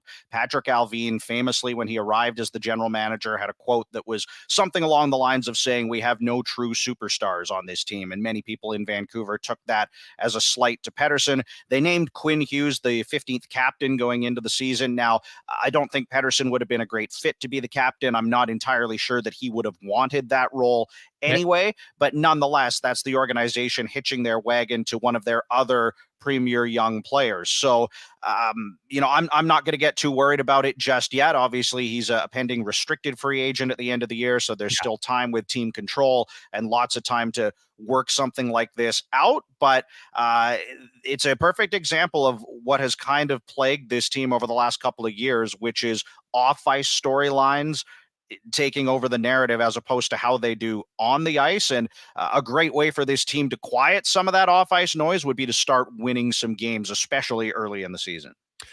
Well, they got a tough test because they're going up against the Edmonton Oilers, a team that's ultra focused right now. And tonight you have the league's record-breaking power play from last year, best ever, going up against the 10th worst penalty kill of all time in Vancouver's last season. And I know they were hoping Carson Soucy would help out that penalty kill. They brought in some forwards, but what did you see in the preseason? Like, I would assume the penalty kill it's going to be better. It's hard to be worse than 71.6%. But what was the biggest area of concern on their penalty kill last year? I think it all came down to personnel in the end and a lack of willingness to sacrifice, which of course is the key to any successful penalty kill. You got to be willing to block shots. You got to be willing to step into shooting lanes. You got to be willing to lay out, to clear pucks and do what you have to do to make sure that the other team doesn't score. And frankly, we didn't see very much of that from the Canucks penalty kill last year. So they have made some changes in the personnel, as you allude to. Soucy not going to play tonight. So that kind of, was a guy they brought in that they wanted to have them help in that regard. They made some changes up front, and I think some of those players are going to make a big impact. Teddy Bluger, probably not playing tonight either, was someone that they brought in as a penalty kill centerman. They just acquired Lafferty for the Maple Leafs this week. He's a guy that they want to kill penalties. Pius Suter, I think, who they brought in the offseason as well, was a guy that looked pretty good on the penalty kill in the preseason. And I know it's only the preseason, but it looked like a very different shorthanded unit in the exhibition campaign. They were a lot more confident. They were a lot more successful. So you hope from a Canucks fan's perspective that means this can be an improved penalty kill. I don't think anybody would be under any illusions to say they're going to go from nearly a historically bad penalty kill to being an elite penalty kill in the NHL. But if they could be average or even just below league average, it would make such a big difference for this team, because there were so many nights last season where the penalty kill specifically cost them games and cost them points in the standings. But as you point out, they're being thrown right into the deep end with the first two games against the top power play in the league. And Brendan Batchelor joins us from Vancouver, previewing the Oilers, who are in Vancouver to take on the Canucks tonight. 5th consecutive season the Oilers and the Canucks will open up their seasons. First time, though, in Vancouver out of the last 5. The big help, I think, would be the health of Demko. There's a story that came out that Demko was banged up early on in the year, and I think his numbers reflected that. Then he was out for a few months. Then when he came back, his numbers were actually quite good down the stretch for the Canucks. I actually think, when healthy, Demko is the best goalie in the Pacific Division. And behind Jake Ottinger might be the second best goalie in the whole Western Conference. Hellebuck maybe has an argument for that too. But the value of Demko and his ability to kind of get back to the goalie he was. Do you believe that now that he's healthy, what we saw in down the stretch the last 25 games is what Canuck fans should expect to start this season? I do, but at the same time, how well Demko will play this year and his ability to stay healthy is going to go part and parcel with how well the team can defend in front of him, because there were too many nights last year, whether it was before the injury or after the injury, where it was a fire drill in their own zone. He was having to make all sorts of lateral saves going east-west, left to right. And Rick Tocchet has talked in the preseason about we need to play a more sustainable game in front of him so that we're not asking that much of him, so that he can stay healthy, so that he's not facing tons of shots and tons of grade A scoring chances on a nightly basis. And based on some of the things that Tocchet has implemented in terms of their structure and the way they play in their own zone, they will be better at even strength in that regard too. I think it's kind of like what we were talking about with the penalty kill, where it would be hard to be worse in many ways in terms of how poor they were defensively. So things set up to be better for Demko this year because he's healthy, because he's coming off a finish to the season last year where he got back to being the kind of goaltender that the Canucks expect him to be and that fans in Vancouver know he can be. And now if the team plays with some improved defensive structure in front of him, then it means he's not working, incredibly hard on a nightly basis just to save their bacon. So if all of those things come together, then this could be a very good season for Thatcher Demko individually, and by extension, a much better season for the team as a whole if they don't have to rely on him quite as much and can play more sustainably in their own end of the ice. But, if the defensive play doesn't come around, if they aren't able to play that way consistently under Rick Tocchet, then they're going to have the same situation as last year where Demko has to bail them out. And if he has to do that and has to work a lot, and then maybe they're, behind the 8 ball in a playoff race and they've got to play him in a ton of games down the stretch to try and fight their way up the standings, that's where you worry about where things could go for this team in terms of a Demko injury or in terms of his ability to be that elite goaltender on a nightly basis. Brendan Batchelor, you can follow him on Twitter at Batch Hockey, our guest here on Sports 1440 and live on Oilers Nation YouTube.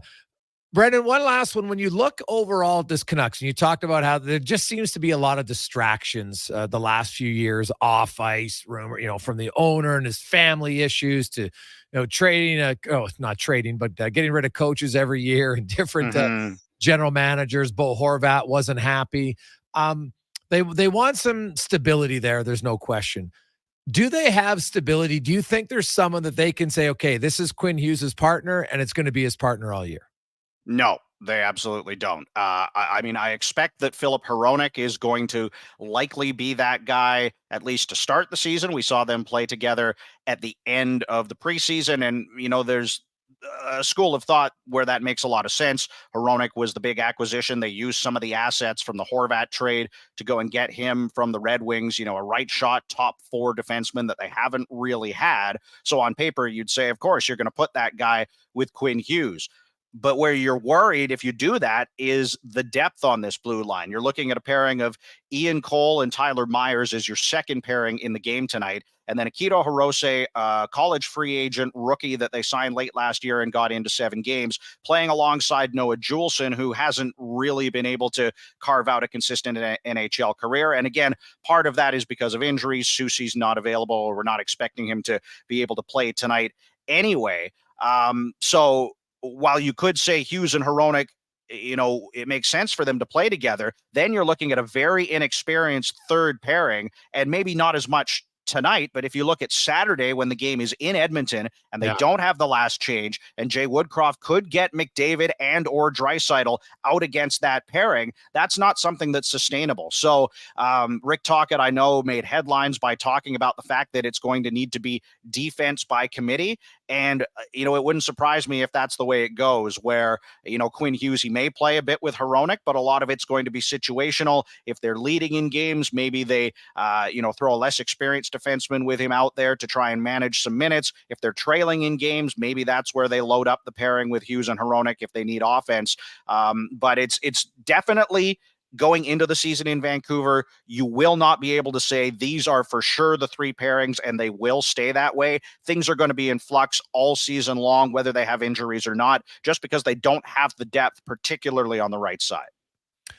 Awesome stuff, Brendan. We appreciate it, man. Enjoy the call tonight, and we'll see you on Saturday. Sounds good. Thanks a lot. That is Brendan Batchelor joining us. He's the voice of the Vancouver Canucks. It's crazy how the Canucks, there's been so many non-hockey storyline, like the JT Miller situation. And you know what? I'll say this about Elias Pettersson. For Canuck fans, probably don't have to go crazy. A, he's an RFA. He's not a UFA. What's he going to do? Like, I don't see anybody offer sheeting him, right? And considering what happened with Scheifele and Hellebuck recently. So I know you might say, wow, what about Matthew Tkachuk? Sure. Johnny Gaudreau. It can happen. But then there's the other side. And you see Austin Matthews staying in Toronto. Scheifele, Hellebuck. Eventually, I think you're going to see Draisaitl and McDavid staying in Edmonton. So Elias Pettersson, he doesn't have to be a captain. I think so. There's nothing wrong with that. There's been lots of great players that were never captain of a team.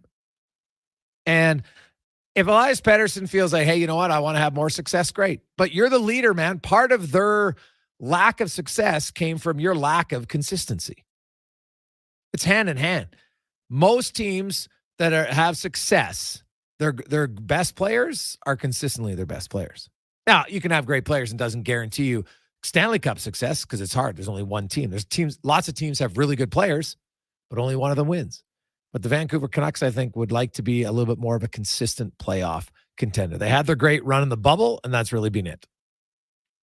Let's get to Connor Halley and a Sports 1440 update brought to you by Fountain Tire. Remember that once the weather hits 7 degrees for 7 days, it's a good time to get your tires changed. Doesn't really matter if there's snow on the ground. It's the temperature change that matters more as a signal to your tires. Get yours changed now at fountaintire.com. This is a Sports 1440 update. The Edmonton Oilers kick off their regular season tonight out in Vancouver. Puck drop set for just after 8 o'clock. Tune into Oilers Nation's YouTube channel for pregame coverage with Tyler Yaremchuk and Oren Bordado starting at 7. Looks like Jack Campbell gets the nod between the pipes. Elsewhere around the NHL tonight, got the Leafs in Toronto. Hurricanes host the Sens. Blackhawks taking on the Boston Bruins. The Jets travel to Calgary, taking on the Flames. And the Kings hosting the Colorado Avalanche. Major League Baseball playoffs rolling on. Bottom of the third, Phillies and Braves tied at 1 apiece. That series tied also at a game apiece. At 5 o'clock, the Twins looking to stay alive as they host the Astros, trailing 2-1. And at 7 o'clock, the Diamondbacks looking to eliminate the Dodgers, leading 2-0.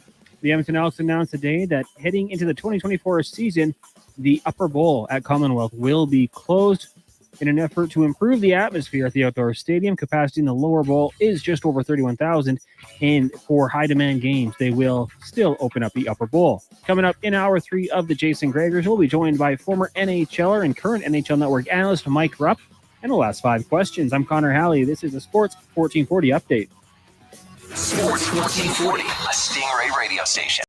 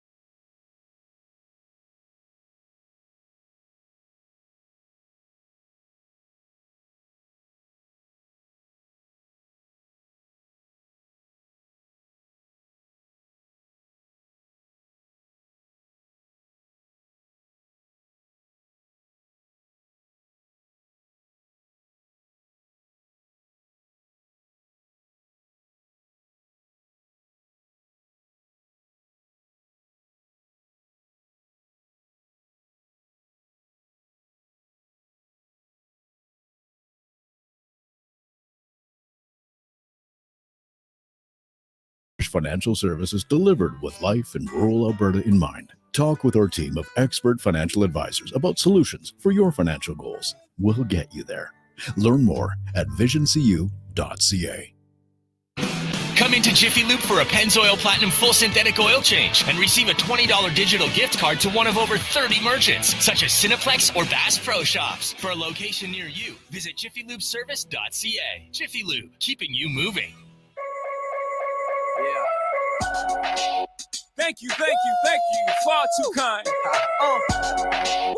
Yeah. Ready?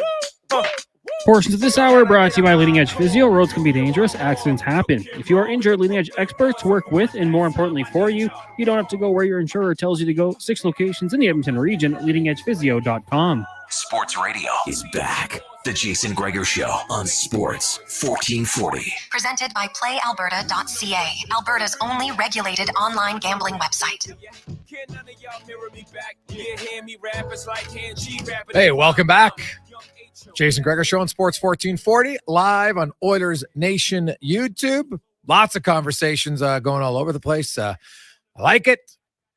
So you can get in there. Cons is always monitoring the conversations there. Lots of questions. I like this one about Nugent Hopkins, and 62% of the votes have felt that Nugent Hopkins is going to come in more in the 80 to 90 range rather than higher. And then 10% have him at 70 to 80 points, which would still be second best season of his career, because prior to last year, he'd never scored more than 69.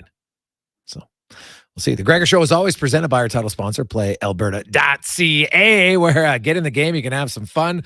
Of course, they have their new boost bet options. If you want to, a little odds boost, you want to try it.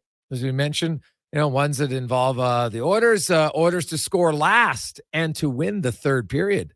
Now think about that. If you think it's an empty net goal, it's not a bad one. Plus 420.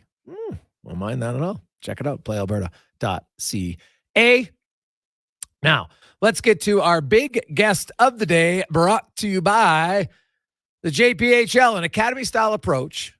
That's the Junior Prospects Hockey League for U14, U15, and U18 players with a focus on skill development and education. Learn more at juniorprospectshockeyleague.com. Our weekly Wednesday contributor, Stanley Cup champion, former NHLer, ace analyst now on the NHL Network, and he's also added to his arsenal. He's the Penguins color analyst for about a quarter of the season. Mike Rupp joins us, and Rupper, let's start there. The Penguins got to see Connor Bedard last night, but it wasn't the Bedard show. It was the Foligno Dickinson Perry show that stole it for the Blackhawks. Hey, let's just, if you're the Penguins, thank God the Blackhawks are in the Western Conference. They knock you out of the playoffs last year. You kind of crumble down the stretch. Yeah. You got to beat them to get in. They knock you out, open up the season. Everyone's re-energized, looking forward to this year in Pittsburgh. And they give you that one. They come back in a big way in that game. And the veteran guys, it was an exciting game for Chicago Blackhawks fan. I think that you've got the veteran guys in there. Connor Bedard looked incredible. I love watching Foligno and Perry kind of do their thing still. So, man, I was impressed with Connor Bedard though. The way he played that game and controlled a lot of play when he had the puck. He just did things that, not that I didn't or anybody thought that he was not ready, but he looks like he's ready to take control of things. It's one game, but he showed a lot of good things in that one. But then the little things too, I just want to mention is you got dominated on faceoffs. That's gonna happen. But let's think about this though. When Sidney Crosby came into the league, and we'll use him as a comp from playing against him last night. I played against Sid. Sid, 100 points, offensive. The next one, he stunk at faceoffs. Yeah, he did. He did. He had a muffin of a shot. He did. But you know what he did? He put the work in, and he won a Rocket Richard. He scored 50 plus. He put that work in on faceoffs, became a top end faceoff guy, and today in the league, he's the best two-way player in the National Hockey League. So that's Bedard's got everything working for him offensively. He's just got to some of those nuances. He'll put the work in, and I think he'll be great in all areas down the road. Yeah, it's amazing though. Like it's an 18-year-old, and the main you lose those face-offs because A, you don't have the strength on some of them. B, you probably just don't have the quickness now of these other guys at the NHL because they've practiced against NHL guys for, well, in Sid's case, like 16 years, for goodness sakes, mind blowing, or 18, whatever that ridiculous number is of him, Malkin, and Letang being teammates together. So it's kind of crazy. But I know it's only one game, but after what happened last year with the Penguins. And people look and say, man, like there's certain losses, Rupper, that hurt more than others, right? You lose opening night to Carolina, people are like, meh. But it's Chicago, who a lot of people think aren't going to be that good. Was there any cause for concern for one game that you didn't like about the Penguins?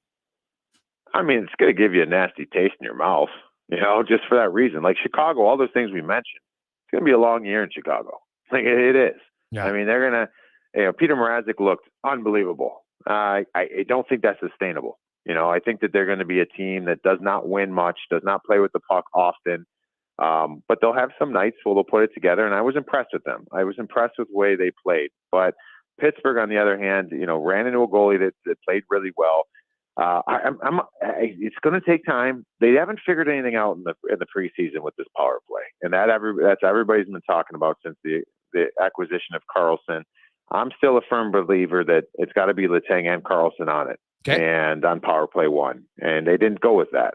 Jake Gensel came back from injury, and they kind of moved some other pieces around, and it's a work in progress. It's going to take some time. I mean, there was areas of the game like Sid looked great. He got a goal.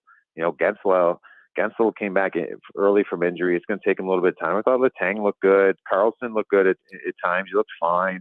It was just a okay game for the Penguins. So they're certainly going to be better. They've got to be better.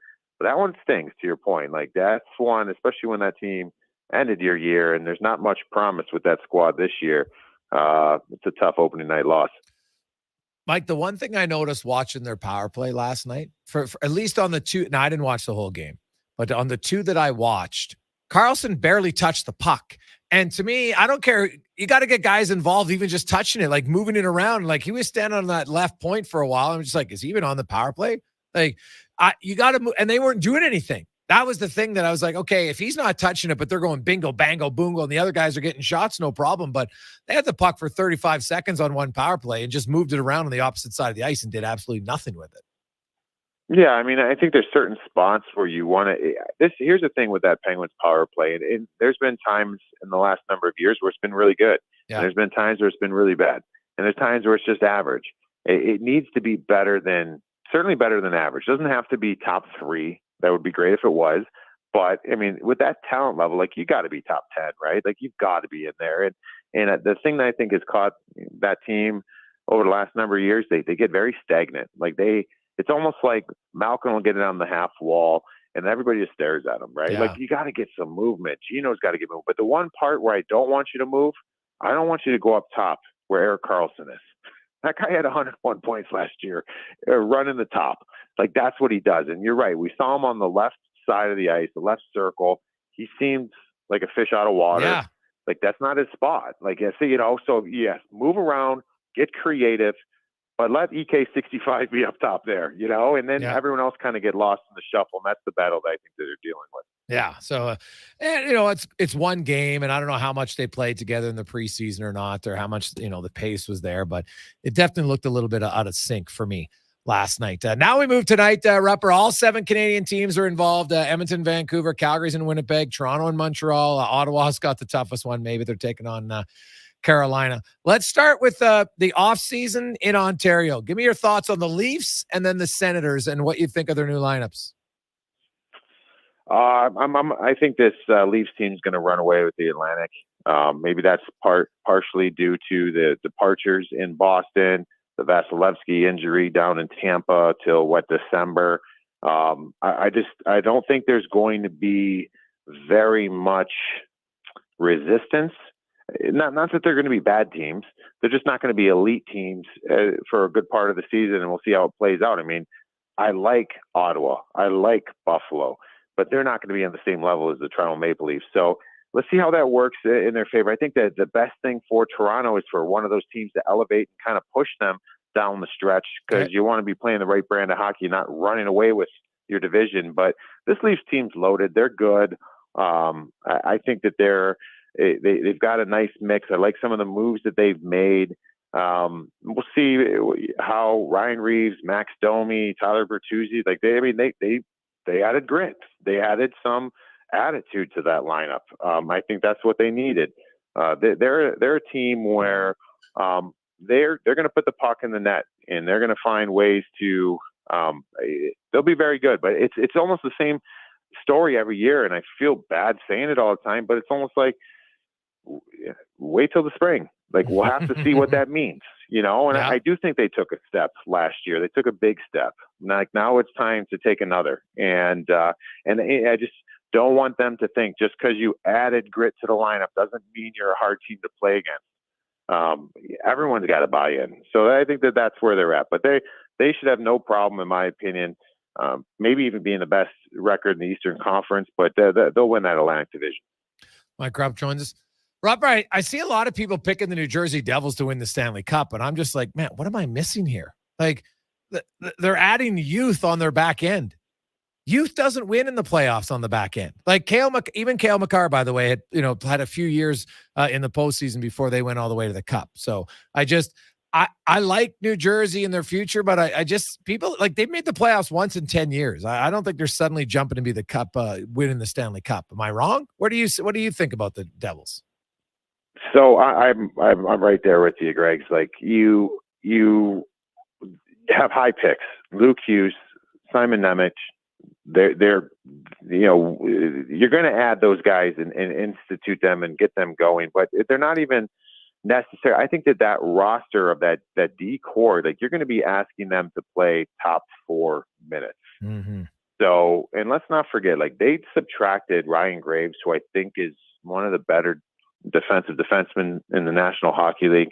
There's no him. There's no Damon Severson, who has his warts in his game, but he can eat minutes and he can provide you with some veteran play. That's a position that's very difficult to have youthful guys come in and just thrive from the get-go. So that's the one challenge. The other challenge I think that they have is there was a lot of career years last year. And I think anytime you see career years across the board on a roster, it's kind of foolish to think that they're all going to match that again, right? Like, some might, but there's going to be a drop-off for some. Like, a lot of things went well for them. They surprised a lot of teams. I still think they're going to compete for the top of that division in the Metro. They're a good team. I wouldn't put them as a Cup favorite. I would put them in the conversation as one of the teams that can come out of the East. But I still think Carolina, the Toronto Maple Leafs, there's some other teams that I would put ahead of them at this point. But they're an exciting group that, when you look back 1 year ago, and we just saw this Lindy Ruff extension as the head coach there. Yeah. I mean, a year ago this time, they're asking for his head, right? So lots have changed. And this team has come, and I love their progression. It's just, slow it down a little bit on the expectations. It's going to be a grind this year for the Devs, but they'll be towards the top of the division. Rupper, Jack Campbell. Is this the redemption tour starting tonight in Vancouver? Let's go. I mean, here we go. I mean, it's a part of me sits here and thinks, there's certain teams out there that are in the same kind of situation where it's like, can we have a year where we're not like talking about the goalies, like who's going to be in the controversy and who, is it okay? Like, there's a lot of good things I think that this Edmonton Oilers team has done. They're a team that's going to be one of the premier teams in the West. I hope Jack goes out there and has himself a game. I hope that the goaltending there is a strength of this hockey club, because I think that that's a distraction that they would like to park. And obviously getting good goaltending is a huge piece of winning. But yeah, I mean, let's see how this goes with Jack Campbell. And I hope he can get back to kind of his old form. And if he does, then this team doesn't really have many weaknesses in my book. Now, Rupper, I apologize if I haven't seen it, because I know there's prognostications everywhere. They're all fun. Who do you have as your 2 finalists in the Stanley Cup? My finalists, I don't know if I've done that yet. Oh, so I'll there. Maybe that's why I haven't seen it. I'll do that for you. All right, there you go. Who you got? I'm going to go, my finals, I'm going to say the Carolina Hurricanes are going to go against the Colorado Avalanche. So that's kind of what I got. I just think this Abs one, there's a lot of question marks there too, but they've got a lot of retribution, players kind of getting a second chance here. And reclamation is the word I was looking for, reclamation projects. And if it works out and Jonathan Drouin works out playing with Nathan McKinnon, he's making, 800 and whatever.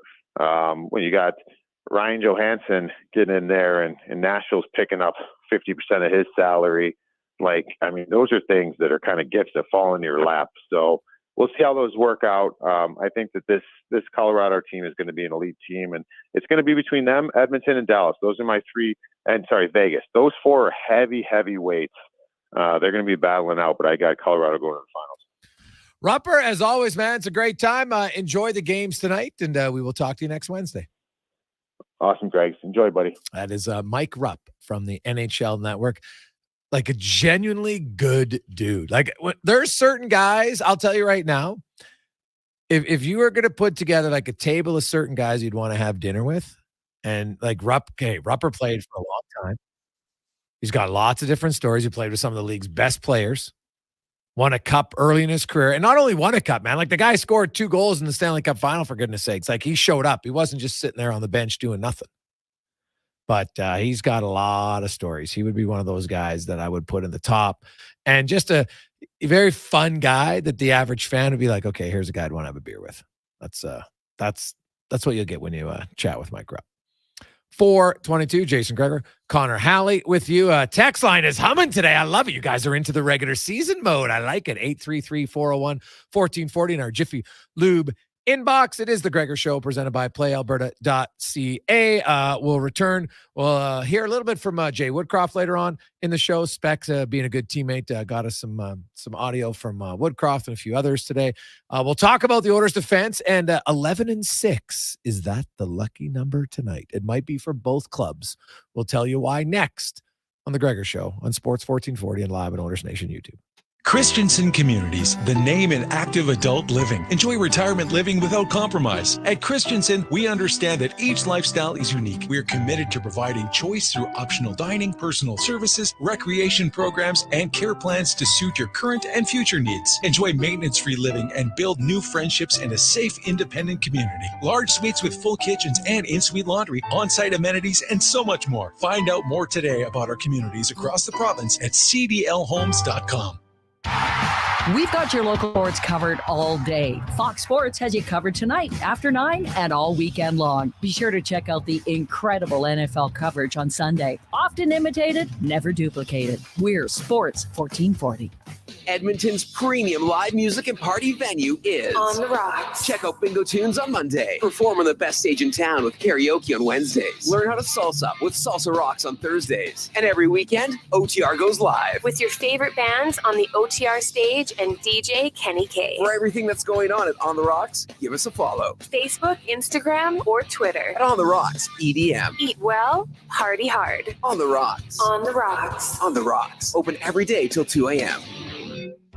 A solid financial plan is made up of more than just investments. Investments are an important part, but you need a more comprehensive approach. Andy Akel at Weird Pearson Akel & Associates Private Wealth Management understands that. He can help build a plan that includes retirement, estate planning, personal insurance, tax strategies, and yes, investments. Talk to him today and see the difference a real financial plan makes. Weird Pearson Akel & Associates. Call 780-988-4119 or visit weirdadvisoryteam.com. Excavators, loaders, lifts, compaction equipment, and more. Find the XCMG construction equipment you need. Available for rental or sale at Japa Machinery Group. Japa, helping build Alberta from the ground up for 50 years. Visit japamachinery.com. Denim Ford's roots run deep in the history of Central Alberta. Like always, you can experience the same honest pricing and honest service that you've come to expect from all of us at Denim Ford for the past 65 years. Denim Ford is proud to be Canada's only 50-time President Award-winning dealership in customer satisfaction, treating every customer like family. Visit Denim Ford on the world-famous Wetaskiwin Auto Mile or from home at denimford.ca. Ready, dude? It's only a 200-foot drop. You'll be fine. Off you go. Whee! This This is so fun! You don't have to go to great heights to have a good time. Feel the fun at playojo.net online casino, with stacks of exciting slots and table games added every single week. Get that Ojo feeling at playojo.net today. Open to all players 18 years and older. This is not a gambling site. Please play responsibly. Every Albertan wants a strong and secure retirement. We all want to make the most of it. That's why Alberta's government is exploring a new possibility, an Alberta pension plan. You might be wondering what's in it for you. The new plan could mean higher benefits for seniors and bigger paychecks for workers. As we explore this opportunity together, Alberta's government wants to hear from you. It's your pension, your choice. Learn more and have your say at albertapensionplan.ca. A message from the Government of Alberta.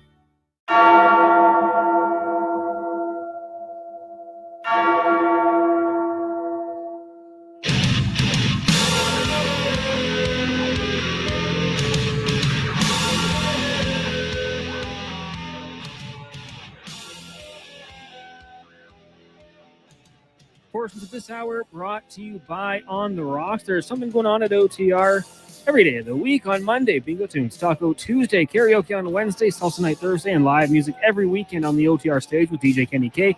On the Rocks, Jasper Ave in 118. Sports Radio is back. The Jason Gregor Show on Sports 1440.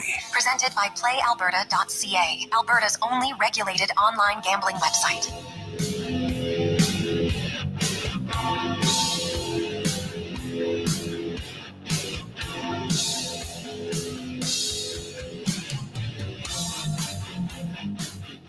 Oh, such a good tune, man. How does that not get you fired up?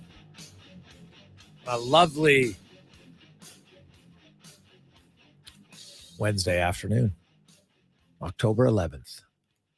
Oilers beginning their 44th NHL season, but only the 11th time they will start it on the road. They're only 3-6-1 in their first 10 games on the where they started on the road. They lost the last two. McDavid's rookie season, remember that, in St. Louis? And then in the fall of 2018, I like to call it the 2019 season because that's when it ends.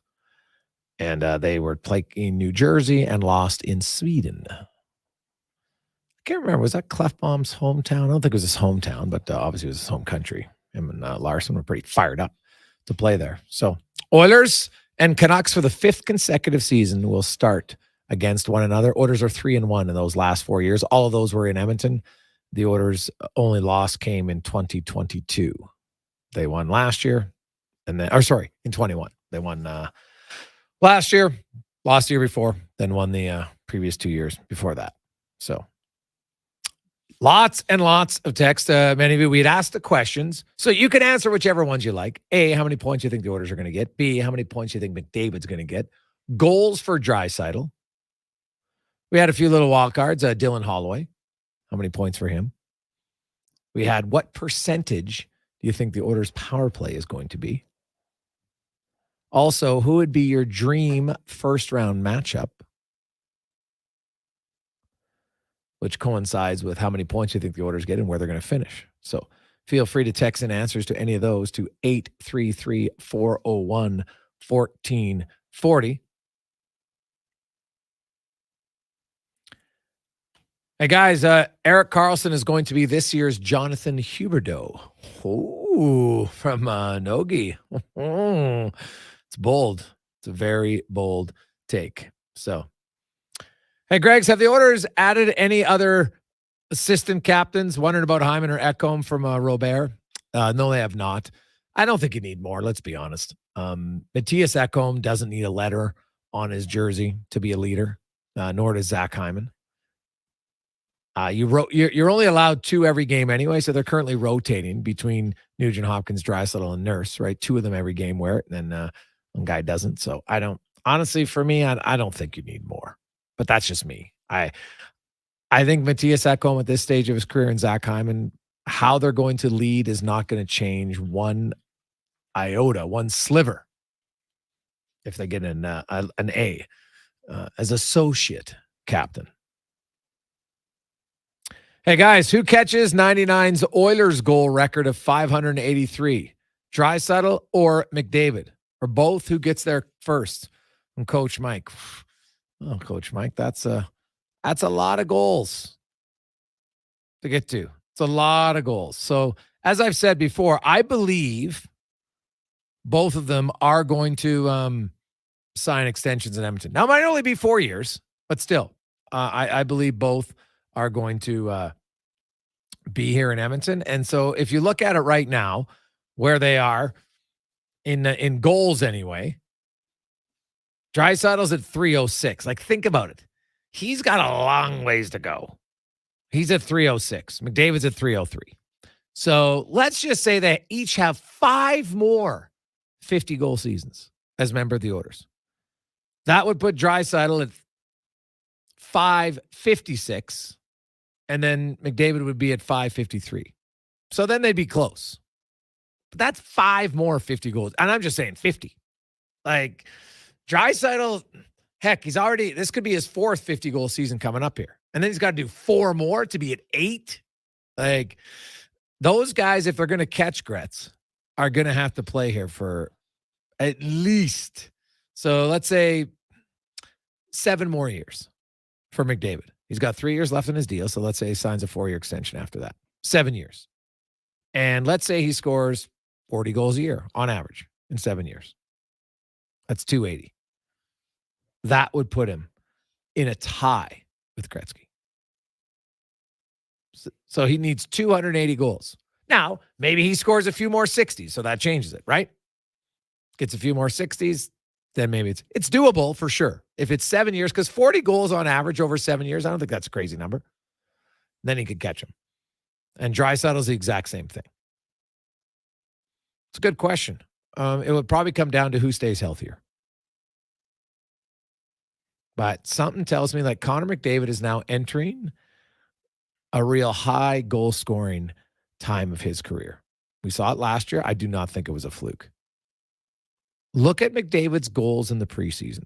The one thing I've really noticed is watch his shot when he's coming down on a goalie, and he doesn't shoot 5-hole per se. He shoots it at around the upper high shin on the goalie on where he's going to go down on the ice. Because when he goes down in that position, you shoot so fast that he believes it's so hard and fast and it's accurate. When the goalie goes down, it's impossible to be in that position because his stick's not there. His stick's in the middle. Go look at his first goal of the preseason. It's exactly where he shot. And you're just like, oh my goodness. Like, A, you got to be accurate, which he is. Velocity on it. And now he knows how to, that little slight hesitation. He's become a better shooter. Because I remember talking to Connor and told me, well, I never really had to shoot on the fly in junior. He never really did. Because you can't work on everything. You don't have time. So you focus on one thing. I'm going to dominate this. Then the next year, it's something else. Then the next year, it's something else. And this is the greatest player in the world right now. And he's still improving. So I think it's a real good reminder for people out there that, your son or daughter, if they're playing, just let them focus on one thing. It's realistic. To try to want to improve everything, it's unrealistic. There's not enough time. Right? Like McDavid came to the NHL. We heard Mike Rupp last night. Sidney Crosby came to the NHL. He had a muffin. But he was still one of the greatest players. And then he worked on that. So I don't think we've even seen the best of McDavid, which is scary to think. Hey, boys, this year the Oilers are going to step on the throats of all the teams. I wouldn't be surprised to see a few 7-2 games. Connor and Leon are sick of getting burned by playing to protect the lead and sitting back. There will be no mercy till the last whistle from Mark Z. Ooh. Well, it's funny because Ekholm said we have to get comfortable and not always look for the next goal. But I think I always think the biggest mistake a team makes is you've played 50 minutes, you're up 4-2, and you've been controlling the game. And now it's like, well, let's sit back. No, you just played 50 minutes of completely controlling the game because you were playing aggressive. Just keep playing the same way. The other team for that night doesn't have an answer to you at all. Hey, Gregor, is Holloway a big question mark? Is he a top 6 player or a third liner? He reminds me of Cogliano. Came out of juniors offensive guy, ended up being a great third line center. Thanks from Andy S., carpet guy. Well, Andy S., Cogliano actually became a third line winger. Remember, when he went to Anaheim, he was a winger, not a center, and he became better as a winger. Here's the thing, though. I think it's a way too early to make an assessment on Dylan Holloway, and here's why. Because Holloway is like a lot of players. Like, first of all, he didn't get a lot of ice time last year, and the NHL is damn hard. But just look at Holloway when you look at his numbers. So in AJHL, his first year, now granted, he only played 28 games, was banged up, but he had 27 points in 28 games. Pretty decent. The next year, he had 88 in 53. Big jump. First year at Wisconsin, played 35 games, had 17 points, so a half a point a game. The next year, he played 23 games because he was gone for a bit, and he scored 35 points. So he went from half a game player to a point and a half a game player in 1 year. Last year in the NHL, 9 points in 51 games, very limited. He never had that limited a role at the AJHL or in U Wisconsin. Limited in both those places, but not as limited as last year. So he had 9 points in 51 games. I will bet you everything I own that he is scoring way more than 9 points in 51 games this year. Like, last year is like, look at Leon Draisaitl's first 51 games. It's great because 51 games for, and it wasn't 51 games, sorry, he had 51 points his second year. But look at Draisaitl, or I'm not saying Holloway is going to be Draisaitl. But remember Leon Draisaitl first in the NHL, he had 37 games, right? He struggled. He didn't do much.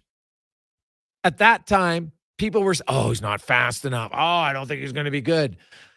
It is way too early to make any sort of assessment on who Dylan Holloway is going to be when he's played 51 NHL games, and lots of them with under 10 minutes a night.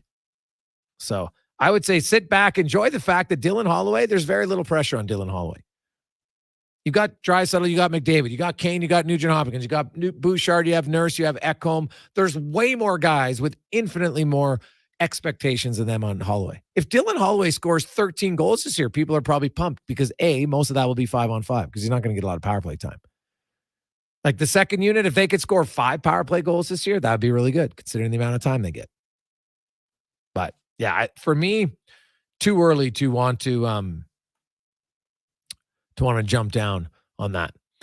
Hey guys, Rupper said about New Jersey, it's tough for the majority to have back-to-back career years. So in a downer question, which orders are due for negative regression from Randy? Randy, I think it's a fair question, right? Now, here's the thing. When it's career years for guys who haven't had, like McDavid technically had a career year, but if you actually prorate his numbers, in 2021, he had basically the same numbers.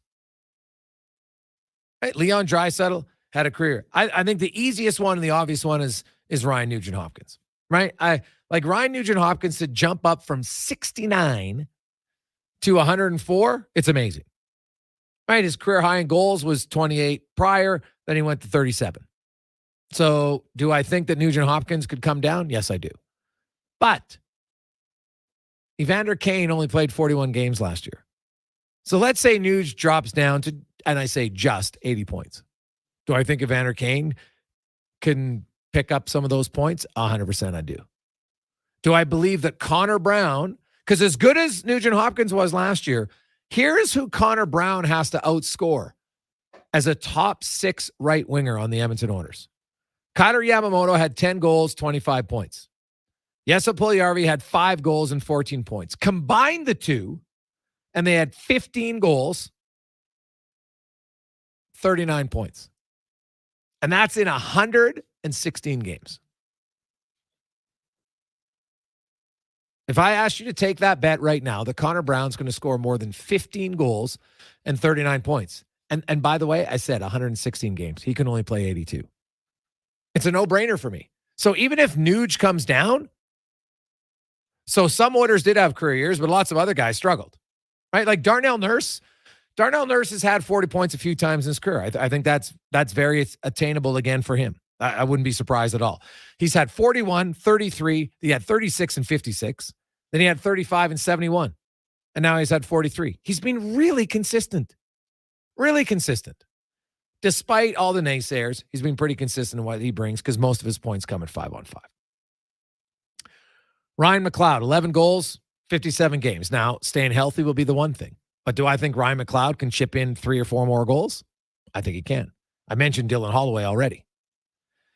I think Derek Ryan is a guy that I'm not sure I expect 13 goals from if we're looking at regression. So he would be one. Warren Fogle, that's kind of what he is. Warren Fogle is actually pretty consistent. Season starts, you're like, you know what? He's going to score me 10 to 13 goals because that's exactly what he's done. 10 goals, 13 goals, 10 goals, 12 goals, 13 goals. And the one year when he scored 10 was only the shortened season of 53.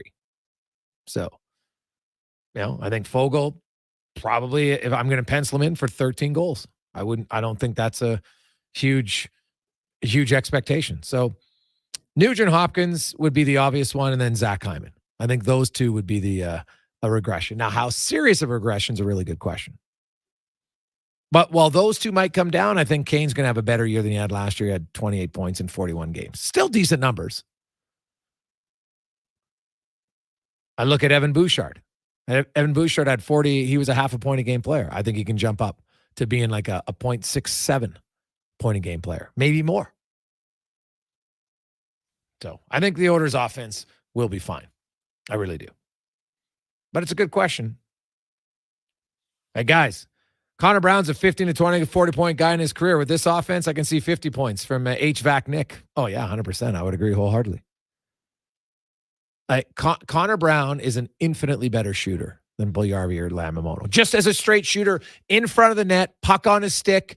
You give me 10 shots from Brown, 10 shots from Puljujarvi, 10 shots from Yamamoto. I'll take Brown all day. And I think it might be like 5 goals for Brown to 1 for Puljujarvi and 2 for Yamamoto. I think he's that much better of a shooter. 3 out of 5. 5 out of 10 might seem high. Let's go out of 50. Probably a little bit better, more realistic. All right. Puljujarvi was not a shooter. And Yamamoto had good hands, good anticipation, but he wasn't going to beat you from any sort of distance. That's just not his thing.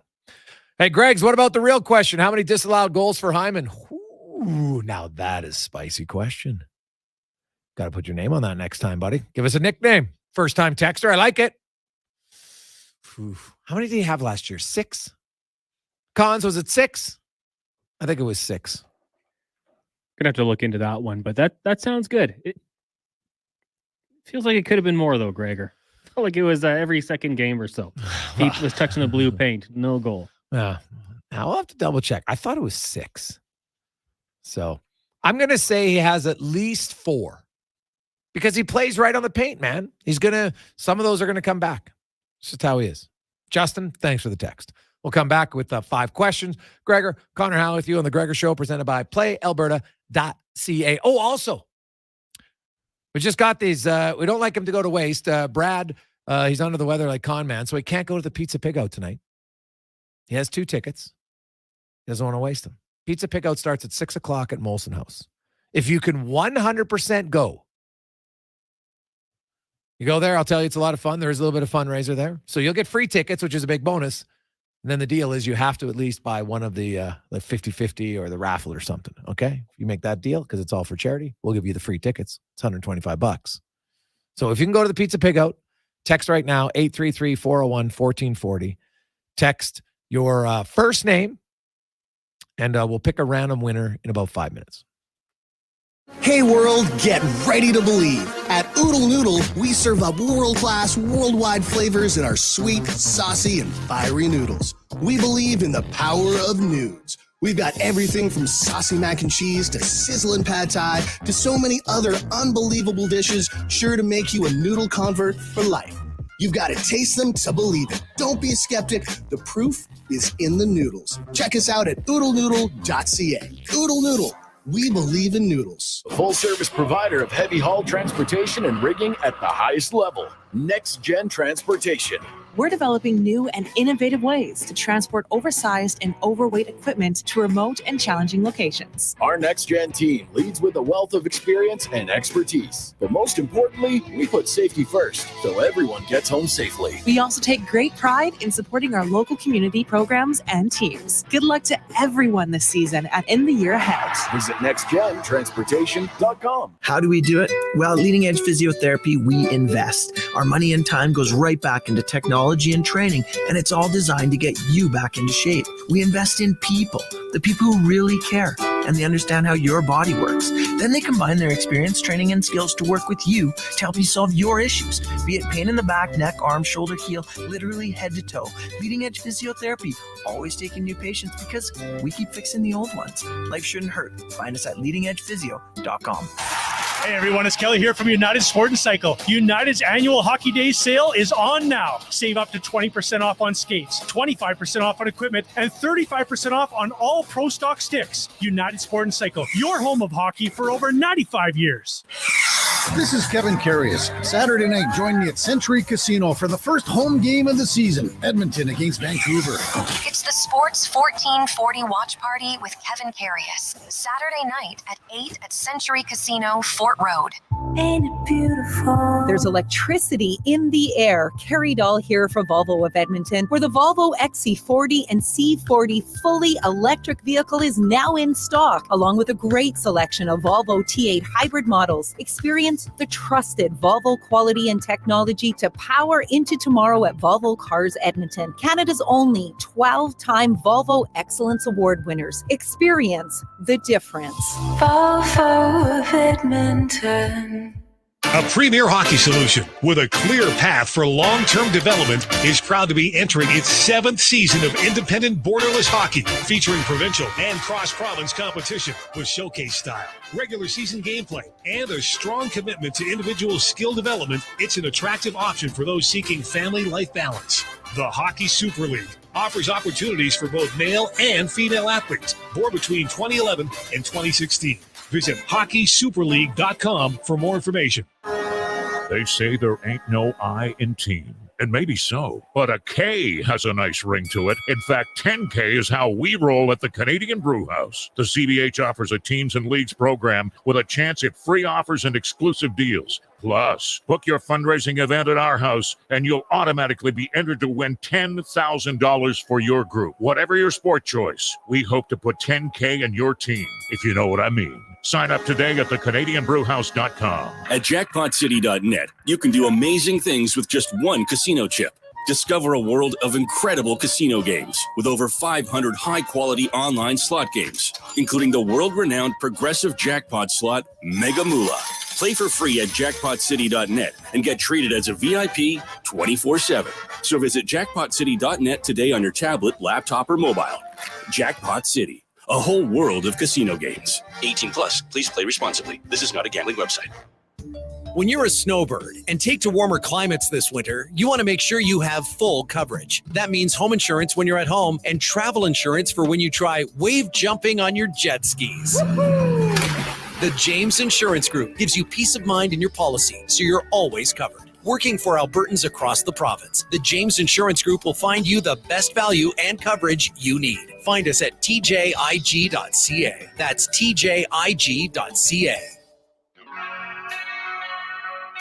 Portions of this hour brought to you by Papa John's. Try their new butter chicken pizza made with velvety, tangy, sweet sauce topped with juicy grilled chicken, green peppers, and onions. Large butter chicken pizza for $19.99 for a limited time at papajohns.ca. Sports Radio is back. The Jason Gregor Show on Sports 1440. Presented by PlayAlberta.ca, Alberta's only regulated online gambling website.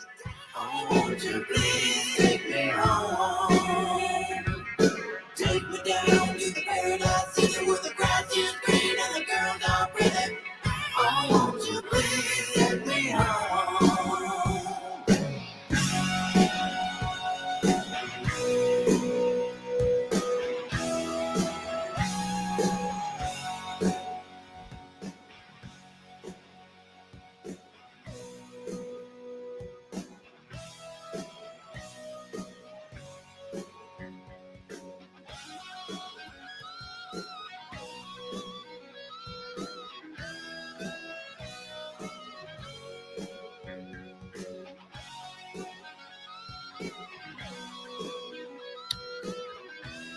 We continue on. Game day on Sports 1440, baby. Oilers in Vancouver to take on the Canucks. Spec will join us after 5 from Vancouver. Also, we'll hear from Jay Woodcraft and a few others if you missed it. Jack Campbell will get the start in goal tonight.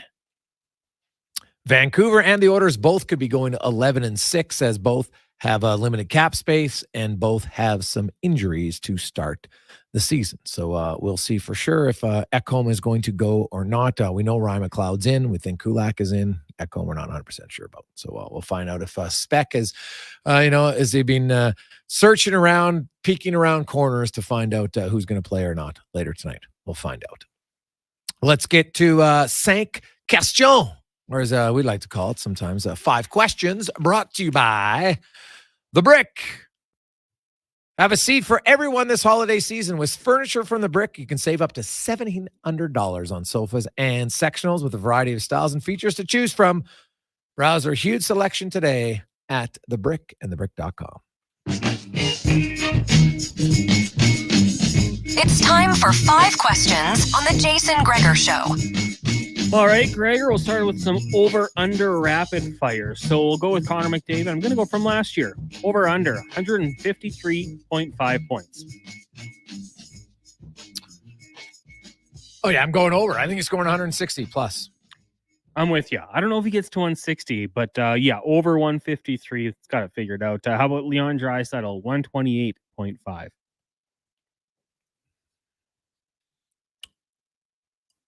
I will also go over.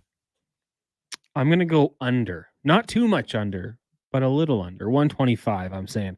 And we'll go for the team as a whole, 109.5 points. Well, I don't. It's a good question, actually. 109. There's not a lot of room there. Yeah, I'll go over, but not by a lot. They might be 112, 113. But I would still take the over. Yeah, we're going to agree on this one. We're going over everywhere. I agree because I think they're going to win the division. So I think they'll need to go better than last year. Question number 2. When you look at this Oilers team, when at some point, if they do decide to make some additions, is there any area that you think they'll look at? Oh, yeah. I think they're going to be looking at defense, and I also think they're going to be looking at for a right shot center. Yeah, I'm with you. I think defensive depth, as we've seen in the playoffs every year, can be crucial. So they can add a few names down the stretch. That'd be good to see. Question number 3. What did you make of Connor Bedard's NHL debut last night? You know what? I didn't watch all of it, but from what I watched, he looks like an NHL player. There's going to be some growing pains, no question, like every 18-year-old. But man, the kid's confident with the puck. There is no question about it, and he is going to shoot a lot. That's what I love about him. 11 shots attempted. Just keep that up because eventually they're going to start going in for him. And yeah, I really enjoyed watching him play. Looking forward to seeing him go again tonight, back-to-back nights in the NHL. See how he handles it. Question number 4, of course, the Elks announcing today that they will close the Upper Bowl at Commonwealth next season, except for games when there is that extra demand. What do you think of that decision? Well, it's the right decision. I don't. Now, I understand, we got some texts earlier from season ticket holders who sat there all the time. I get it. Change isn't fun. You're not going to like it, and I totally understand that. And they'll lose some people. Some people like, you know what? I don't want to sit elsewhere. I mean, sitting in the same seat for 10, 15, 5, 20 years, whatever the number is. But it'll make an overall better experience when you have more people closer, right? The sound will be louder. It'll be better. The challenge is going to be a few things. How do they handle those season ticket holders? They have to ensure, if you've been a season ticket holder for a long time and you've had a good vantage point, you can't say, okay, you know what? You're going to go from the first 5 rows in the second deck, and now we're going to put you in the bottom 10 rows because that's the only place we have seating. That's going to be their challenge. Yeah, I mean, I used to sit upper section Y, and I'm trying to think, had I been told you have to go down there, the first concern would have been, well, what's the price going to be? Because that's why we sit up high. It's cheaper to get in. And let's be real, a lot of people that have their season tickets up in the nosebleeds, they make their way down. So I think for me personally, it's a good move. It's going to make the atmosphere even better, get a lot of people in there. And then when there's the demand up, you can open up the upper level once again. But I'm just wondering what people might say, if you have to go from the cheap seats to ones that are a little more expensive, maybe some people resist. Final question for you, Gregor. The season is underway in the NHL. So looking at the entire picture, could be off the ice, at the games, whatever it is. What is your favorite part of the NHL season? Favorite part of the NHL regular season. I'm assuming regular season, right? Yeah. Well, I always like the first month, man. It's exciting. There's always a few new surprises. You get a little sense of what you have with the team. And now, hey, the first month doesn't mean that, this is exactly who teams are. The Oilers last year would attest to that. But I just like the excitement and there's hope everywhere. I like the social aspect of it. I mean, going to games is great, right? But, when you get together with the friends on a Saturday night and watch the Oilers, say, on Hockey Night in Canada, whoever your team might be, I mean, that's some of the best stuff. Some people might use it for a little pre-gaming before they go out. For some people, they're just staying in. But it's always nice to have a hockey game on Saturday night. So I cannot wait for Saturday for Hockey Night in Canada to return and just the social aspect of it. Yeah, well, it's very good. Very good. A few quick texts to get to. Hey, Gay, can you help me understand why Edmonton did not acquire Shea Weber's contract? I can't believe the shorthanded roster is worth accrued deadline. Cap space, Edmonton will need 4 lines. Getting a full roster now allows the team to develop chemistry. Last year with Kane, unfortunately, went down and allowed Janmark and Kostin into the lineup. Well, first of all, adding Shea Weber and LTIR would do zero benefit for the Edmonton Oilers. The Edmonton Oilers are $300,000 shy of the cap right now. The only way LTIR helps them, if it's one of their current players who's already on the roster, would go in LTIR. Then they could put him on there. Then that would free up the cap space because it comes off of their regular salary. Shea Weber, there's no benefit. None, zero, zilch. Also, if Niemelainen, once he's healthy, and you know what, that's going to be fairly soon. So they might miss 1 or 2 games with not 12 forwards. Then they'll add a 12 forward and he'll go down. So they'll have the 4 lines and the 12 forwards. But here's the other thing. As far as continuity goes, they added Bukestad and Ekholm at the deadline. They didn't need all season continuity to be successful. So I don't believe that you're going to build continuity on your 4th line in October and it's going to stick there. The Oilers' 4th line might be Ernie, Janmark, and Ryan once Niemelainen's down. Do I think that'll be their 4th line when the playoff starts? I do not. So I don't, but there's be zero benefit. The Oilers starting the season in LTR doesn't help them at all, especially when they're so tight to the cap as it is. There would be zero benefit because he is not currently on the roster. If it was one of their current players, that's different. You mentioned Kane, it's because he was on the roster, then he got injured, he went on it, right? That freed up cap space. Shea Weber doesn't free up any cap space. It would actually take away cap space for the Edmonton Oilers, the $300,000 that they have. Let's get to Connor Halley and a Sports Center update brought to you by Legacy Heating and Cooling. Home with no payments, no interest for 1 full year. Stay warm all winter at legacyheating.ca. This is a Sports 1440 update. Finally here, the Oilers kicking off their regular season tonight out in Vancouver, taking on the Canucks. Puck drop set for just after 8 o'clock. If you're looking for some pregame coverage, tune into the Oilers Nation YouTube channel, as Tyler Yaremchuk and Aaron Bordato will have you covered starting at 7. Elsewhere around the NHL tonight, we're about 5 minutes away from puck drop out in Toronto as the Leafs host the Canadiens, the Sens in Carolina. Bruins take on the Blackhawks at 5:30. At 8 o'clock, the Flames host the Jets, and the Avs taking on the Kings. Major League playoffs rolling on right now. Bottom of the 5th, the Phillies have a 7-1 lead over the Braves. That series tied at a game apiece. At 5:07, the Houston Astros looking to wrap up their series against the Twins, leading 2-1. And at 7 o'clock, Dodgers look to stay alive, trailing the Diamondbacks 2-0. And the Edmonton Elks announcing today that for the 2024 season, the upper bowl at Commonwealth Stadium will be closed, with the effort of improving the atmosphere of the outdoor stadium. The team does say it will open up for high-demand games. Coming up in Hour 4 of the Jason Gregor Show, we'll be joined by Mark Spectre of Rogers Sportsnet. I'm Connor Halley. This has been a Sports 1440 update. Sports 1440 in West Edmonton Mall and Wetaskiwin. CKJR is a Stingray radio station. Download the free radio player app and listen wherever you go. Some things just work together. Sticks and pucks, cleats and AstroTurf.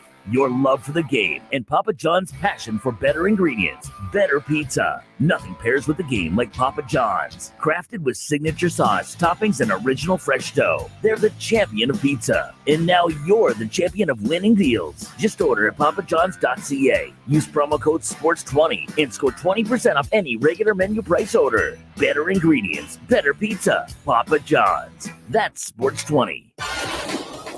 Action Electrical is expanding throughout Alberta. With the recent acquisition of Big Hill Electrical Services in Cochrane, Action Electrical is the most diversified electrical contractor in Alberta. What does this mean for Action Electrical and Big Hill Electrical Services? It means that they are able to support their clientele all over Alberta with the same high level of professionalism and integrity. From conception to completion and beyond, throughout Alberta, contact The professionals at actionelectrical.net today. That's actionelectrical.net. There's two seasons in Alberta, winter and construction.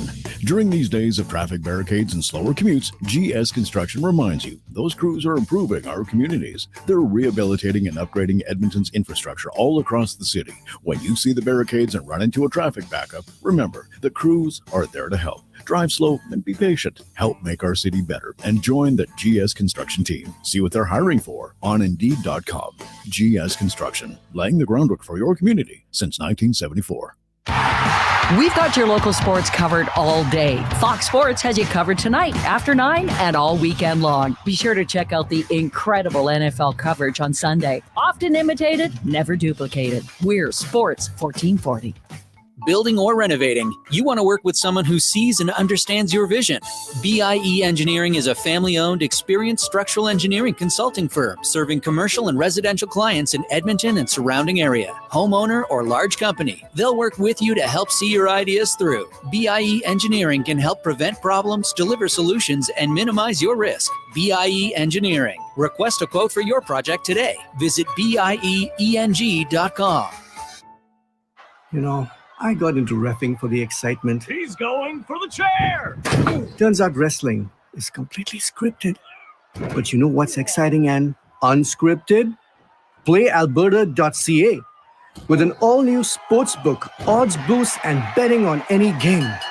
PlayAlberta.ca. Go all in on excitement. Sign up today with promo code SPORTS50 and get a $50 free bet. Official gaming partner of the Edmonton Oilers. Remember, if you gamble, use your game sense.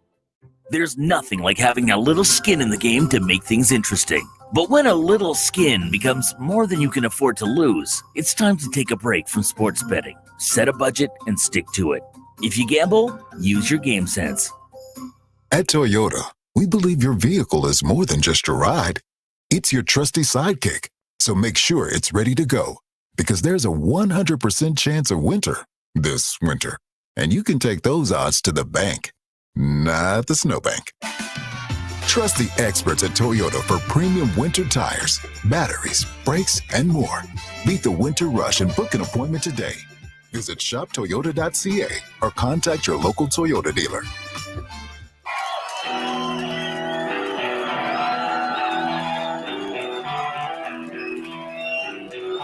Portions of this hour are brought to you by Roger Weird and his team at Weird, Pearson, Akel & Associates Private Wealth Management, helping business owners and professionals build, protect, and enjoy their wealth. Earn more now and call Roger and his team at 988-4119. Sports Radio is back. The Jason Gregor Show on Sports 1440. Presented by PlayAlberta.ca, Alberta's only regulated online gambling website. Oh, smoky blue-green. I can't forsake a Dixie dead shade, so it A little tragically hip for you. Game day on Sports 1440. I'm Jason Gregor. He's Connor Halley. The Gregor Show is presented by PlayAlberta.ca, as the Oilers is a pretty strong favorite tonight in Vancouver, taking on the Canucks, the 44th season opener for the Edmonton Oilers. Only the 11th time they will start on the road. The last time they won a road game to start the regular season was also in Vancouver, January 20th, 2013. Of course, that was the lockout shortened season. Remember that? Ralph Kruger and the fellas. Good start, bad finish for the Oilers. Hey, Gregor, I heard you talking earlier that Boston was 43-1 when scoring first. Who was the team that beat them? Well, it happened to be the Edmonton Oilers, in fact. We're the only team that Boston scored first against and didn't win. That's a pretty good record, though, going now 43-1. And if you recall, the Bruins actually were leading 2-0 in that game before the Oilers came back. And Darnell Nurse scored the game winner that night. So, hey, who knew? Who knew? I didn't know that till I looked it up, to be honest. So there you go. Thanks, Wally. Good question. Let's get to the Spec Report, brought to you by GS Construction. And hey, speaking of good company to work for, they are hiring. Go to Indeed.com and look up GS Construction. Now, here's a little tip. When you fill out your resume, just put at the bottom, Turan Sandwith was my favorite NHL player. That's going to guarantee you some good brownie points with the owner. All right? Trust me. Just put it in there. See what happens. I can tell you right now, you'll know if they read your full resume or not. Just slide it in there casually. Also say you're a big fan of Sports 1440. Probably another good chance to get hired. As Mark Spectre joins us. Spec, how are you, my man? What's going on? Jay, ready to go, man. How you doing? Buddy, I'm pumped, man. I was watching some of the games last night, and it was so you're watching regular season hockey, and you're just like, okay, here we go. Like the pace is way better. And I know that in a month it'll be even crisper, but it was just nice to see how it's going. Lots of games getting set underway here. So Jack Campbell will get the start in goal. Spec, tell us, what do you know? Is Ekholm going to play? What do you think? He stayed out an awfully long time today, shooting on Stuart Skinner. So what does that tell you? Stuart Skinner is going to be in the backup. He's stressing and playing. Because they have a free roster spot, like if Ekholm doesn't play, they're going 11 forwards and 6 defensemen. Yeah. So because they have the free roster spot, I can't see Ekholm. I guess I'd be a little bit surprised if he didn't dress, even if he only plays a few minutes. But listen, he wasn't too injured to skate long this morning, so you'd think he could dress as a 7th D-man, wouldn't you? Well, no, because you can stay out there late and shoot, but that doesn't mean you can take contact with your hip, right? And then, like, it was interesting. I asked Ryan McLeod, who didn't play preseason, what's the one thing he's got to get used to? And he goes, you know what? I just got to get used to balancing my hips when I take contact. And that was interesting. And I was just like, okay, well, you can't rush a guy back who's got a weak hip and say, well, you can play 5 minutes, but all it takes is one, ill-advised collision, and now you've set yourself back. No, that's fair. And you know what? I'm going to say to you that you can play. I think the other team is going with 11 and 6. They are, yes. So you can go with 11 and 6. You're not at a disadvantage. The other side of the coin to what I just said was, as I've said on the show before, you need Ekholm for the last 60 games a lot more. You need him for the first 20. Yeah. So whatever the call is, they'll make it, I'm sure, with safety first, my friend. Yeah, no, and that makes sense. And honestly, hey, Vancouver's going 11 and 6. Spec, hey, my thought of telling everybody there should be 11 and 6 as a regular thing in the NHL, hey, it might be coming to fruition, Spec. Yeah, I doubt it. Yeah, I doubt it too. But I said, I think because of the cap and everything, I think you're going to see at least 25 games, probably more, that have 11 and 6 across the league this year. And maybe that's low, maybe even 50. I just think there's going to be teams in this situation. Here's 2 tonight already. So Ottawa also could be doing it. So we'll see how it goes. But the Oilers, so without Ekholm, are you expecting Kulak and Ceci? Broberg with Desharnais? What do you think? Well, it's a guess because it was a very optional practice this morning with about 7 guys. So, yeah. Let's say they're probably going to go Nurse and Bouchard on their top pairing.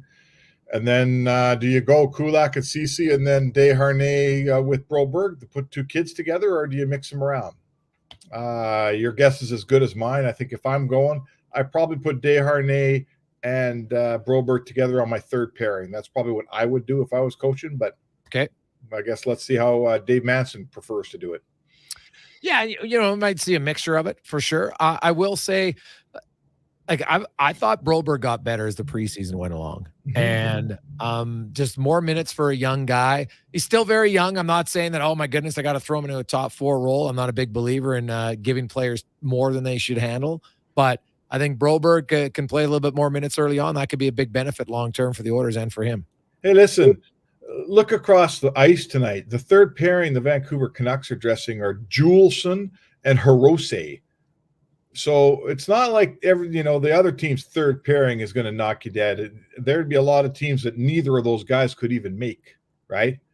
So if you're telling me Desharnais and Broberg can't make their way through a National Hockey League game, Desharnais played some important playoff minutes last year. Broberg's been around a while here. He's certainly got the legs to get him through. I think we overanalyze a little bit there. To me, those 2 guys are at least NHL defensemen. I think it's fair to say certainly Desharnais has proven he's a number 6 or 7 on most teams. Maybe Broberg's got a bit to prove, but when I look at who's dressing in blue and green tonight, Juleson and Hirose, I'm not sure either guy is a bona fide NHL top 6 defenseman, are they? No, not at all. And you know what? We had Brendan Batchelor on from Vancouver, and he said the exact same thing. He goes, "You can get away with it a bit tonight, but you come into Edmonton on Saturday, Jay Woodcroft's just like, oh, McDavid, Draisaitl at home against those guys, be feasting on them a little bit." So, and I think even tonight, like the Edmonton owners, like Spectre, it's not a question mark for me, but it's something that I don't know what it's going to happen, but I'm curious in 20 games what Holloway, Fogle, and McLeod will look like. Yeah, I'm a big fan of the makeup of that line, right? They've all got size. None of them are shrimps. None of them are 5'8", right? They're all over 6 foot, 6'1", 6'2", 6'3". They're all in the 200-pound range, right? And they can all really skate. So to me, I want a third line that's relentless. I want a third line that comes at me. If a line can come at me in waves, that's what I want. When McDavid's line comes off the ice, when Draisaitl's line comes off the ice, I don't want a line where I feel like I'm getting a break. They're not as good offensively, obviously, but they come at you hard and they're fast and they forecheck you. That's what I want in a third line. They'll get their goals, whatever they get. But I love the makeup of that line, Jay. I think it looks good to me. Yeah, no, lots of speed. There's some size. I've really liked Holloway in the preseason, just how he has his legs moving. And, I'm interested about the matchup tonight, Spec. Connor McDavid and Connor Brown and Evander Kane, the makeup of that line really intrigues me. Obviously, I like Kane. Is like, you look at Kane's numbers, like he still had 16 goals in 41 games. It's a 32-goal pace. And that's coming off broken ribs and a horrific wrist injury. I think Evander Kane is the main reason why I think Connor McDavid can score 160 points, because I think Kane's going to finish better than any of the other wingers he had on his line last year.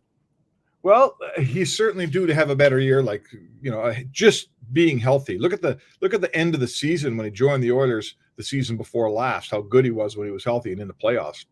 So yeah, that's very intriguing. He's a genuine sniper on the wing of a pass-first 50-goal scorer. It's a pretty good place to be. Lots of guys that score goals next to McDavid. I also like the fact that line has size and strength and weight. Yes. You look at the line they're up against tonight. Pettersson is the top line there is Pettersson. He's like 172 pounds or something like that. Kuzmenko is short but stocky, but they're good players. Don't get me wrong, they're good players, but they're smaller players, right? Yeah. And then Garland is 155 pounds. So, those are it's the old story in hockey, pal. Anyone who's heard me on the radio has heard me say it. Big and good beats small and good every time. And tonight, it's big and good against small and good on the first line matchup. Yeah, no. There's very few games the Oilers go into when you can say, okay, first line, don't like that matchup for Edmonton. Second line, don't like that matchup for Edmonton. There's just not many of them. And that's why I think the McLeod line is so important this year for Edmonton. And, you get that line going. And also, eventually they got to find a fourth line. I think the fourth line will probably be solidified after the trade deadline, Spec, if I'm being bluntly honest. Adam Ernie, when they send Niemelainen down, I won't be surprised if they sign Ernie. I'm more curious to see if they sign him to a two-way deal than a one-way. We'll see. The owner might be like, I don't want to pay everybody one way just in case. And Adam Ernie, it's funny. I looked at Ernie's numbers in Detroit. Did you know that Adam Ernie in the I think it was the 21 season. Now, granted, Spec, it was a shortened season, and Detroit wasn't very good of a team, but Adam Ernie was tied for the team lead in Detroit in goals in 2021. Really? Right? Yes. Now, it was only 11, but and he was not on the power play, but it just kind of, now he did play a little bit more minutes that year. I'm just saying, I think Adam Ernie could be a guy last year. No one thought Janmark was going to score double digits. When Costin was acquired, no one thought he was going to be the player. Adam Ernie, if he comes here and scores 10 goals, I'm not going to be like, oh my goodness, I can't believe that happened. That's fair. Listen, what they're doing here is they're selecting their team, to win today. To win today, okay? Adam Ernie is a better fourth-line player today than Lavoie. And I know why they sent Lavoie down. I know the Niemelainen injury and all that. But to me, I love a fourth line needs to have veteran guys. Young kids aren't any good at playing 9 minutes a night. No. Okay. Young guys aren't any good at it. It's a skill that needs to be acquired. I'm looking at a fourth line through the season of Ernie with Janmark and Ryan. Janmark can take the draws on the left side. Ryan takes them on the right. To me, that's a fourth line. They're veteran guys. When you get up by a few goals, they get more ice time. If you're in a tight game or you need goals, they get less ice time and they can still perform. So I think that fourth line for this team is absolutely awesome. And when the trade deadline comes, if you add a player and someone who's better and you bump someone else, that's fine. But I don't mind that line a bit, Jay. Yeah, I think they will add at the deadline spec because I think they want a natural right shot center. I really think they will. Yeah. I think that's what they're going to want to get for sure. And to be honest, I think it's needed. I think,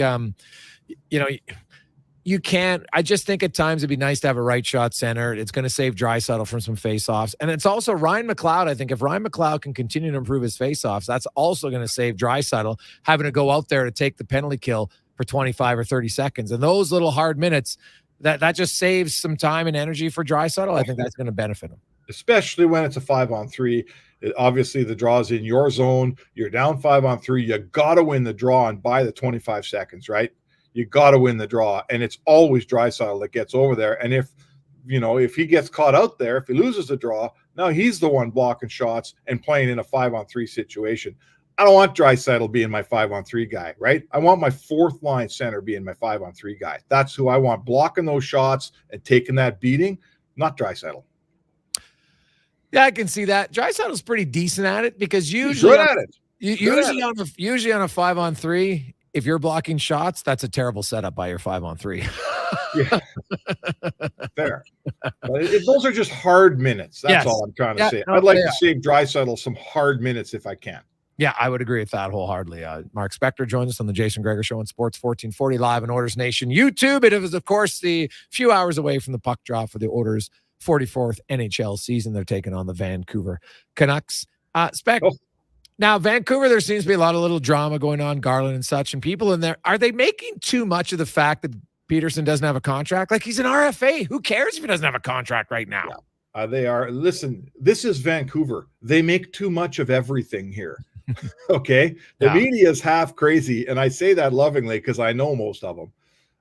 The fans are like Oilers fans were when their team was spinning their wheels, right? They second guess every decision, and rightfully so, because the Canucks haven't made a lot of good ones in the last 5 or 6 or 7 years. Let's face it. And Edmonton was exactly the same place. So they're worried that the Canucks are going to screw this up and they're going to lose their best player. That's what they're worried about here. I'm with you. He's an RFA. I think you should be able to keep the guy. It shouldn't be a problem unless you have a franchise that he doesn't want to play for. And I think that's the big worry here is this franchise it's not making the playoff. It hasn't made the playoffs for a long time, and it might not this year. And that's the concern is Elias Peterson's going to think the grass is greener somewhere. I think we know that feeling in Edmonton, Jay. I think we went through a few years of that. Yeah, that's fair. But, when he's an RFA, like unless he asks for a trade, then you're just like, hey, negotiate. And then the other thing is find a way to be better, right? Like that's just the thing. And I do think Demko being healthy will help them. I have Vancouver actually as kind of a surprise team for me in the West. And making the playoffs this year. And I use the Demko factor. I think Demko is why they get in. Their goaltending was terrible last year. He is, when healthy, I think he's the best goalie in the division. And I think that's why they'll slide into the playoffs. Yeah, I don't have them as a playoff team. I don't like their defense. Again, we said this last year. I don't think they're much better. Yeah. Hronek is playing with Quinn Hughes tonight. And, I'm not sure he's a top pairing defenseman, right?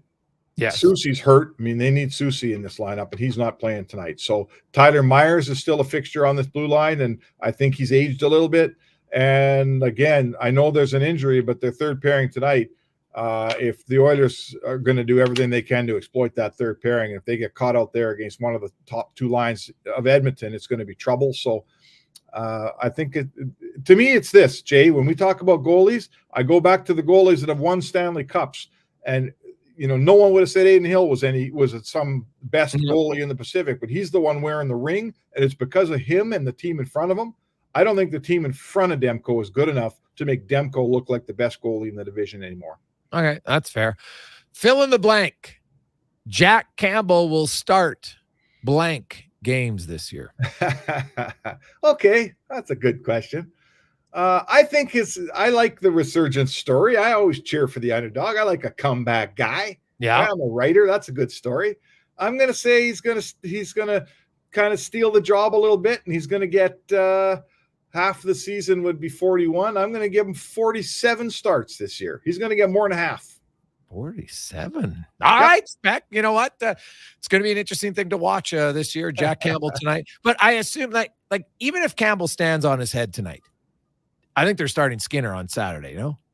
Well, what if he gets a shutout? Yeah. What if he gets a shutout? Do you look your goalie in the eye who got a shutout on opening night in the road and go, yeah, we're going to the other guy now? Do you do that? I question you on that one. Yeah, no, it's fair. It's a fair question. But if you have the plan and you tell them in advance, then maybe they know. But it is a valid question, right? Like, do you leave them with the caveat if you get a shutout? Well, right. I think assuming that Campbell's game doesn't fall through the floor like it did last year, we're going to have a really healthy competition between two guys, which is awesome. That's the best thing for the team.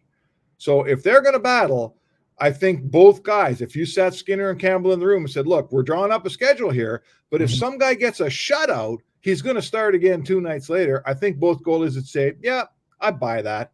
Yeah. Now they want to be part of that. Makes sense. Yep. Spec, get down to the rink. Here's the last one. What time will puck drop be tonight? Oh, is this the part where Jason Gregor criticizes the league for starting late and starts his 5 o'clock hit with Spec at 5:05 or 5:06 every night? Are we reached that part of the show, Jay? Hey, Spec, we were at 5. We were right on time. I love when you complain about that. I don't know when it's going to start. It's going to start late, I promise you. Oh, there you go. That's all I need to hear, Spec. Well, we'll see you at 8:16 for puck drop. 8:16, right. Edmonton. Thanks, Jay. That's Mark Spectre in the Spectre Report, brought to you by GS Construction. We'll return. We got lots of texts flying in at 833-401-1440 in our Jiffy Lube inbox. We're going to hear from Jay Woodcraft. We also get to our Play Alberta picks coming up next on the Jason Gregor Show. Corporate Business Solutions will keep your multifunction office equipment happy. But don't take our word for it. Toner cartridges from far and wide have been raving. I like it when they give me a shake, shake, shake. 500 out of every 500 sheets of paper say they love their experience in a new Konica Minolta office solution. Get tickled as I flow through the machine. With regular preventative maintenance, Corporate Business Solutions will keep your office equipment up and running by fixing your device before it breaks down. Call 780-490-5600 or visit cbsca.com. Some things just work together. Sticks and pucks, cleats and AstroTurf. Your love for the game and Papa John's passion for better ingredients, better pizza. Nothing pairs with the game like Papa John's. Crafted with signature sauce, toppings, and original fresh dough. They're the champion of pizza. And now you're the champion of winning deals. Just order at papajohns.ca. Use promo code SPORTS20 and score 20% off any regular menu price order. Better ingredients, better pizza. Papa John's. That's SPORTS20. A solid financial plan is made up of more than just investments. Investments are an important part, but you need a more comprehensive approach. Vincent Pearson at Weird Pearson Akel & Associates Private Wealth Management understands that. He can help build a plan that includes retirement, estate planning, personal insurance, tax strategies, and yes, investments. Talk to him today and see the difference a real financial plan makes. Weird Pearson Akel & Associates. Call 780-988-4119 or visit weirdadvisoryteam.com. Mr. Rooter carves a pumpkin. What you thinking, Mr. Rooter? Something truly frightening. A clogged toilet is too easy. We did a blocked sewer line last year, but that scared the kids too much. Well, what keeps you up at night? What is it, Mr. Rooter? A sump pump. Okay. A sump pump with a faulty float switch. No, the horror. The horror! For a plumber who knows the tricks to treat your pipes, carve out time for Mr. Rooter.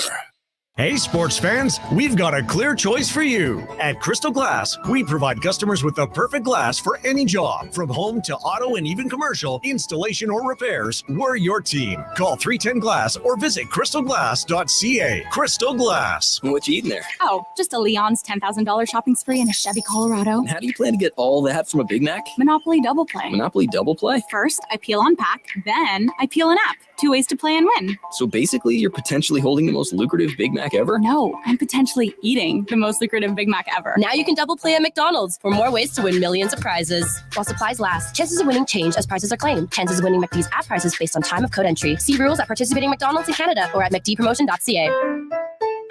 At Fountain Tire, save big during our Road Ready sales event until October 21st. Who wouldn't want up to 25% on select tires and a bonus of $50 off any service? A lizard, maybe? Or a ghost? Restrictions apply. Financing available. Book your appointment at fountaintire.com. Sorry, gang. Party's over. I won! At playojo.net online casino, the party never stops. Feel the fun from the get-go with stacks of exciting slots and table games added every single week. Get that Ojo feeling at playojo.net today. Open to all players 18 years and older. This is not a gambling site. Please play responsibly. Feel the fun. Play Ojo. Hi, Larry Ricci from Vision RV. I hope you're able to get out and travel this summer. Wherever the highway took you, we'd love to hear about it. In fact, why not bring in your RV for winterizing and show us those holiday selfies? We offer some very affordable and thorough winterizing packages to ensure your investment is protected. Or maybe you're thinking of upgrading for next season. We have the selection you're after, and you'll receive top dollar for your trade. Vision RV, just south of the Yellowhead on Highway 60.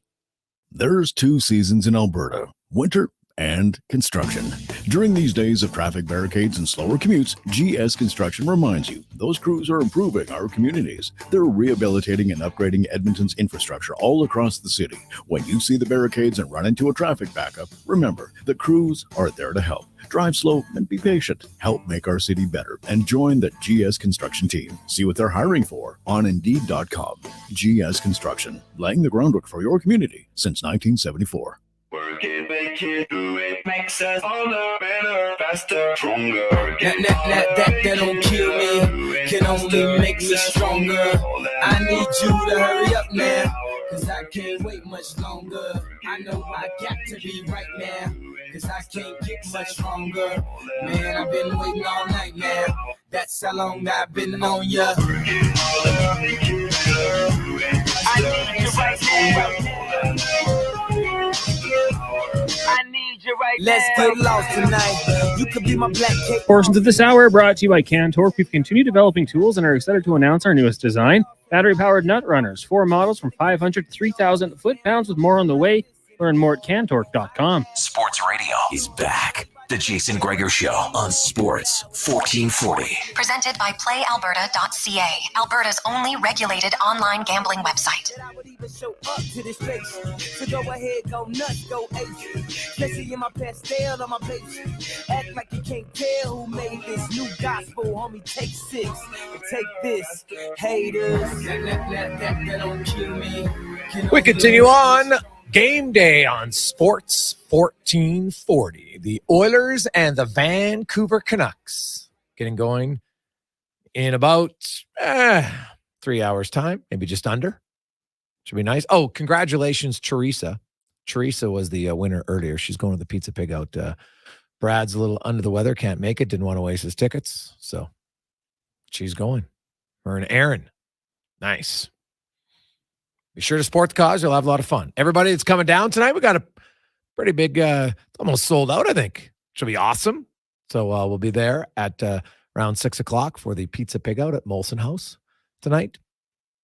And then we'll have a little watch party watching the Oilers and the Canucks for those interested. I think there's a lot of excitement in Oilersville right now to see how good the Oilers will be this year. I like it.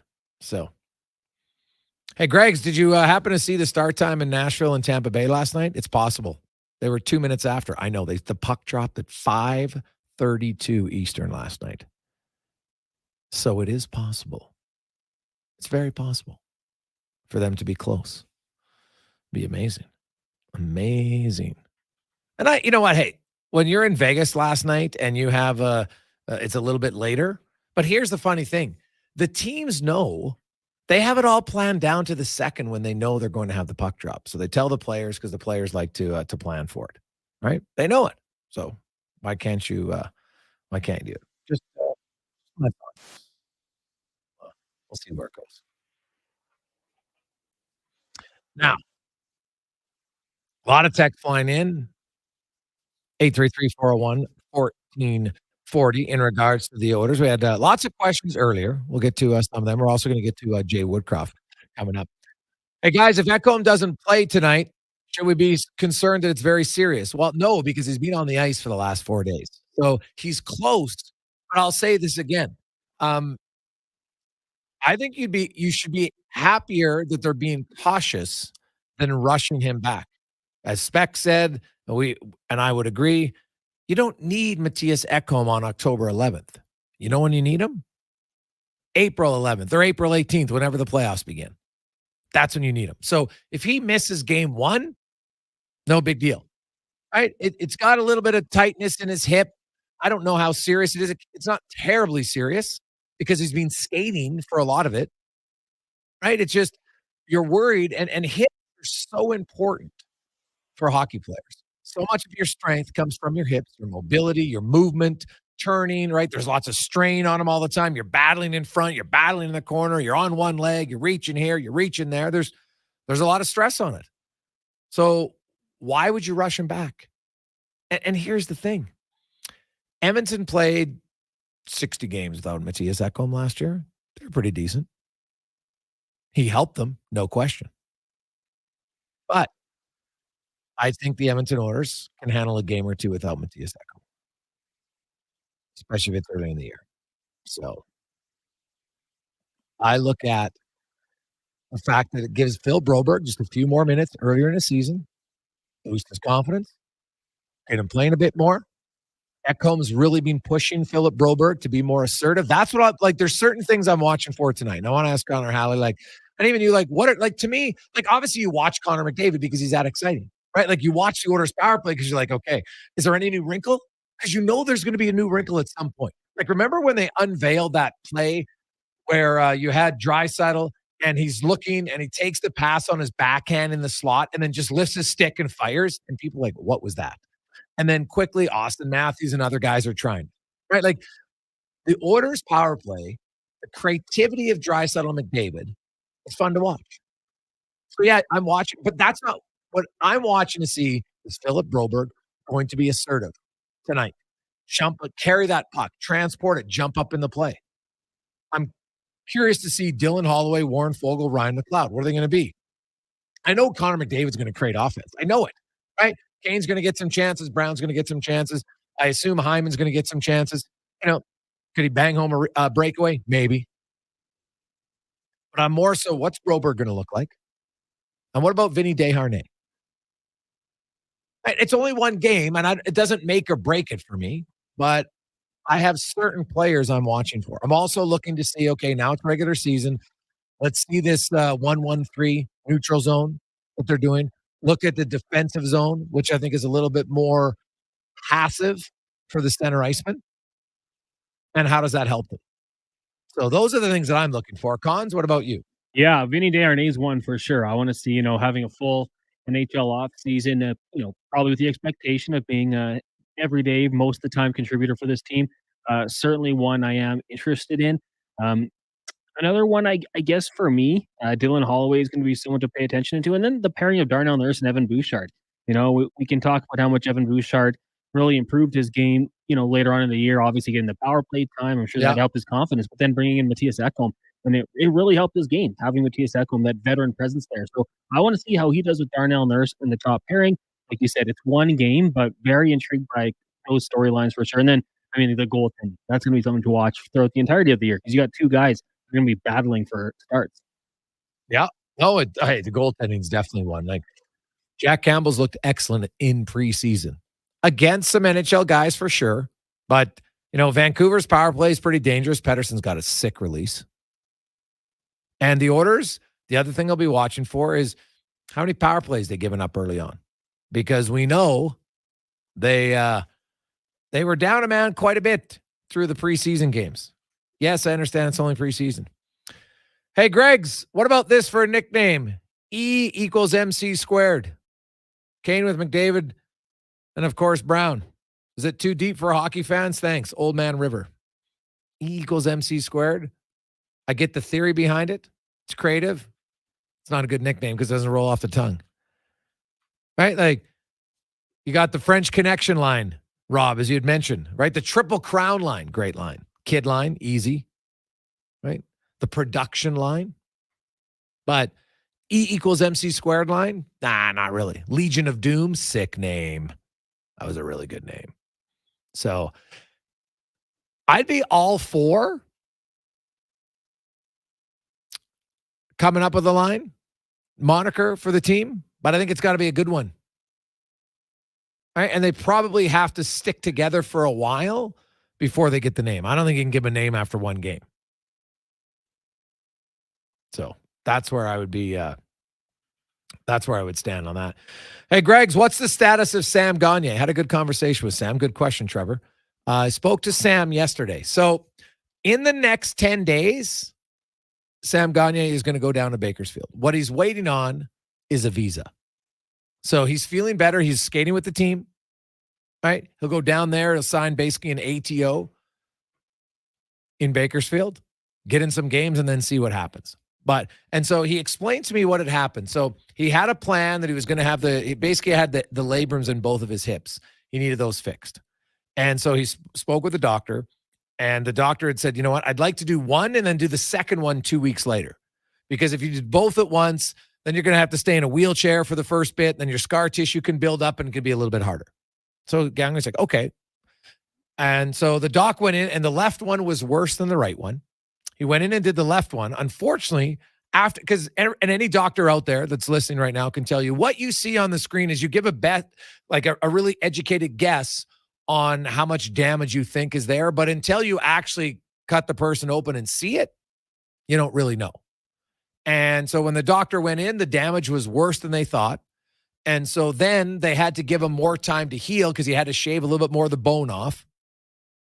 Needed more time to heal. So then, instead of being 2 weeks after, he had to wait 5 weeks to do the second hip. And that's why he's a little bit behind schedule, because he was hoping to be ready to go for training camp. But those extra 3 weeks basically put him behind the 8 ball. So that's where Sam Gagner is at now. Now he's just waiting for a visa. He has to get a temporary work visa to go down to the U.S. And then once he gets that, so anytime in the next 10 days, don't be surprised to see an announcement with Sam Gagner going down to Bakersfield. And then, you know what? He just kind of wants to see how it goes. Hey, Gregor, why not just EC squared? Yeah. But what does EC squared mean? You know, it's not bad. What do people think? Give me your vote on it. EC squared. Connor, yay or nay? Nay for me. Nay for you. No, I mean, they gotta be together consistently before I start thinking about nicknames. Like, we've seen the blender come out in the past, and I think we gotta wait and just see if something comes organically. The one I will say, because everyone was texting and social media was talking about the kid line, we gotta change that. We need a new one. Jim Halpert once called it the infantry, so I think that might be a nice little twist on it. But yeah, I don't know about that whole EC squared. Sorry, Corey. Okay. There you go. Connor, I like it. Hey, you know what? If you're going to come up with a moniker for a line, it's got to stick, right? It's got to be one that you're like, okay, this is going to last. It's going to last a long time. We'll take our final break. It's the Jason Gregor Show presented by PlayAlberta.ca. Oh, we also, our games tonight, the 3 picks that we went with, thanks to Tim for his recommendation. We went with, hey, how could we not? We had to go with its first game, so we went with the Oilers taking on the Vancouver Canucks. We went with Toronto over Montreal, and Boston beating Chicago, who played last night. So there you go. Well, we're on a little bit of a losing streak here. 3 in a row, so we need a change. see what happens. So that's those are our wagers for today. On behalf of Connor Halley, I'm Jason Gregor. Connor's going to come back with Jay Woodcraft, wrap up the show. I'll see everybody at the Pizza Pickout. Thank you so much for supporting Kids Sport. We'll have a lot of fun tonight. We'll break down the game tomorrow. Enjoy that game and all the other ones. All 7 Canadian teams are in action. Text line humming today for 833-401-1440. Be sure to communicate with Connor here in the final segment. At The Brick, we're not just proud of this city and its rich sports history. We're proud partners of it. The Brick started right here in Edmonton over 50 years ago. And when we're not cheering on the Oilers and Oil Kings live at the game, or the Edmonton Elks under the bright stadium lights, we're in our stores, providing everything you need to cheer them on in your home. The Brick, supporting Edmonton sports teams and fans since 1971, saving you more. The job isn't done until the last load is hauled, and having a semi-trailer out of commission is not an option. Whether replacing or adding to your convoy, Edmonton Trailer has a huge inventory of new and used semi-trailers, trusted by the gravel, logging, oil field, fluids, and freight industries. Find a trailer right for you online or at one of their 3 locations. For sales, service, parts, rental, and finance, when you're in it for the long haul, Edmonton Trailer.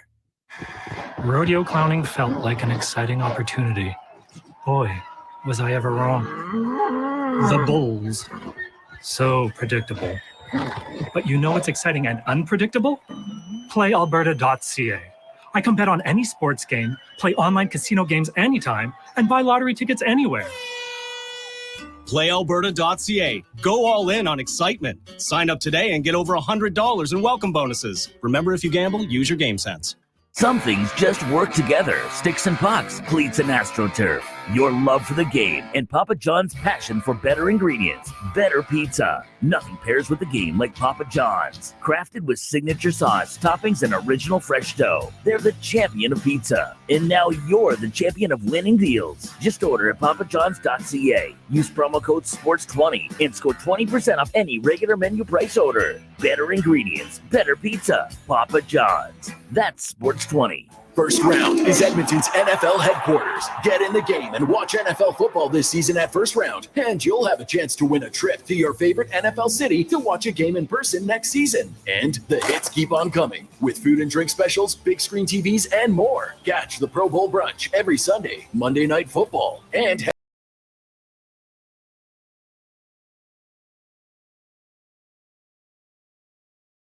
Edmonton Mall and at 1strnd.ca. What does 3 decades of perfecting your craft look like? Ask the guys at Leduc Goldsmiths, locally run and bringing you nothing but quality work and service. Built from the ground up through family, from generation to generation, uncle to nephew, father to son. The pride in their family jewelry store is the pride you take home, bringing you custom and repair work. But it's their face-to-face service that keeps you coming back. Leduc Goldsmiths on Main Street, Leduc. Leduc's Jewelry Store, family owned and operated for over 30 years. Your Co-op Grow team are your local experts because we live here too. Our agronomic specialists stay up to date with the latest research and technology to help support your entire farm operation. Talk to our team for advice tailored to your farm's needs. We have recommendations to help you optimize your crop yield and quality while enhancing the health of your land. Co-op, we're all growing together. Here for your farm, here for your family. Learn more at coop.crs/farm.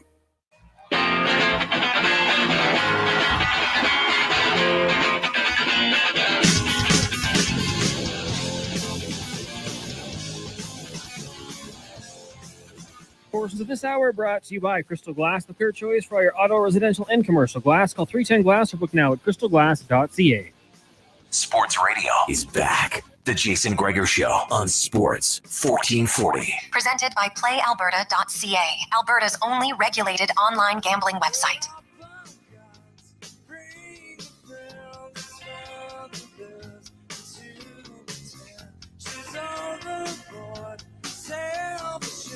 We're back here on the Jason Gregor Show, brought to you by PlayAlberta.ca. Connor Halley with you. Gregor heading down to the Pizza Pickout. Declan and I will head down there after. Probably be here for a little bit, though. If you are heading down, should be a great time. And advice from Gregor, a veteran of these pizza pig outs.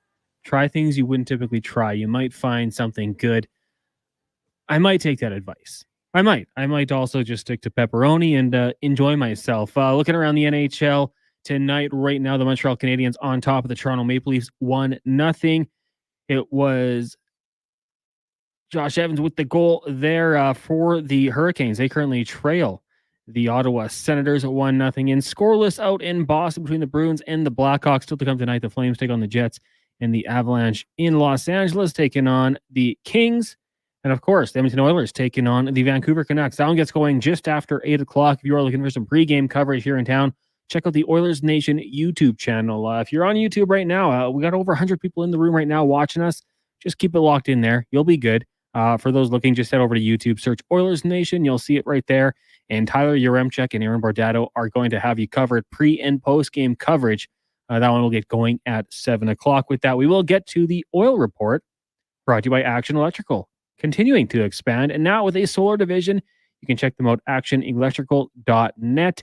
We'll hear from Oilers head coach Jay Woodcraft, the audio courtesy of Mark Spectre. All right, Jay, maybe just take us through the accumulation of the preparation. I know the players got in really early, long camp, long preseason. The day has finally come. What it entails for you and the group?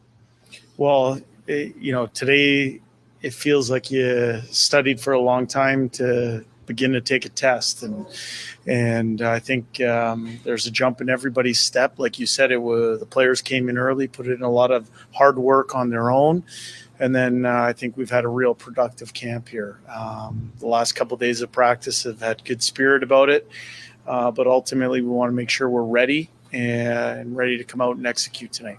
I know you're always focused on the day's business, but a lot of projections in the hockey media world specifically has Edmonton ranked pretty high and potentially going all the way. How do you let that not affect the day-to-day? Well, I think, like you said, I think where you put your focus is important. And as the coach of the team, my focus is on making sure that we're the best that we can be on that given day.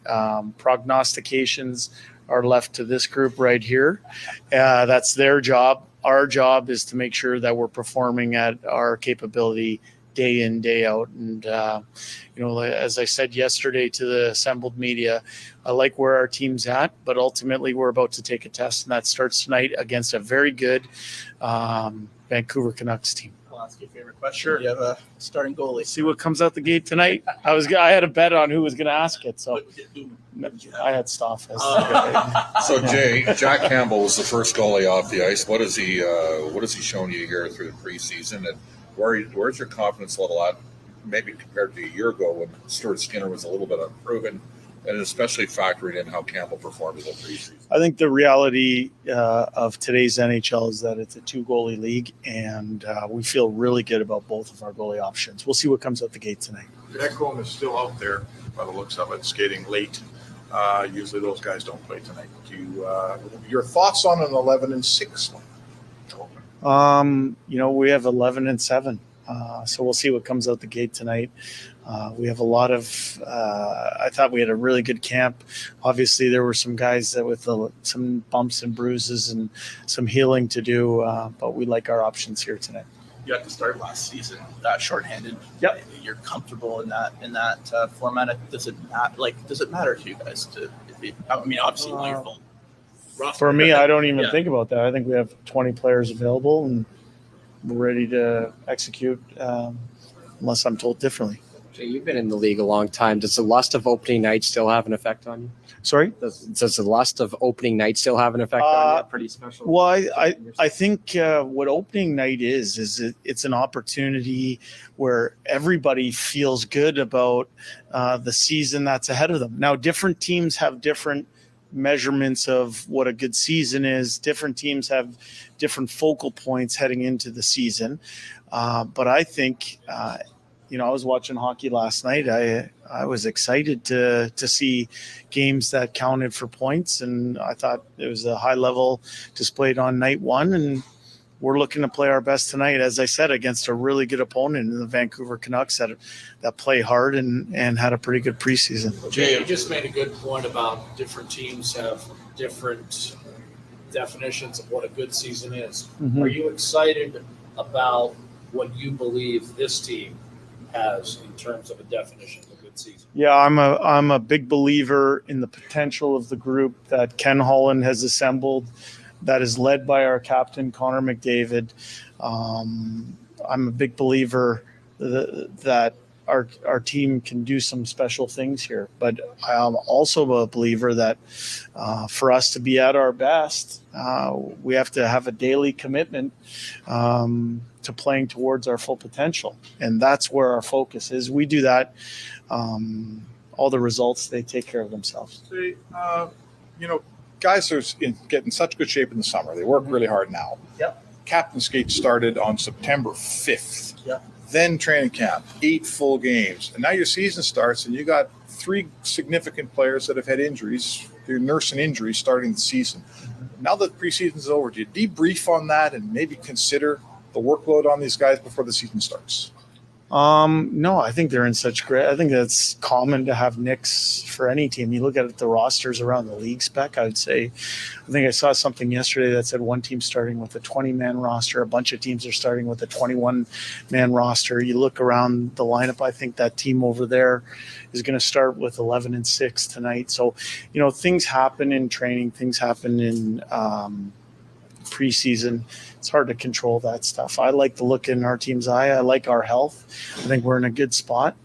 See how we roll here tonight. There you go. That is head coach of the Edmonton Oilers, Jay Woodcraft. Speaking to the media earlier today, we're about 2 hours, 10 minutes away from puck drop. We'll see when it actually gets going. That was for Action Electrical. Check them out, actionelectrical.net. Also, just want to quickly let you guys know there's some Major League Baseball games going on here, and I gave you a little update on the NHL. Connor Bedard, his first goal in the NHL. The Chicago Blackhawks now lead the Bruins 1-0, and in the majors, Phillies up on the Braves 8-2. That one's heading into the 8th inning. That is Game 3. Series tied at a game apiece, and the Astros and Twins tied at 1. Houston looking to wrap up that series tonight. A lot of text coming in here. 1-833-401-1440. AZ says, or AZ, Connor, let's get a little Giants talk for the rest of this segment. I'll be the honorable Strutty guest for the New York Giants. So you know what? If you had told me they'd only lose by 15 to the Miami Dolphins last week, I would have said that's not too bad. The tough news is now you got the Bills this weekend, which certainly won't be easy in Buffalo, a team that is probably a little ticked off with how it went last week in London. That is a primetime game as well. Nice Sunday nighter. So we'll see how that one goes. But hey, then you got the Commanders, you got the Jets, Raiders. Who knows? Maybe you had a couple wins there. Giants certainly trying to turn it around. Having Saquon Barkley back in any capacity would be huge for the Giants. Norman Combine says, go Astros.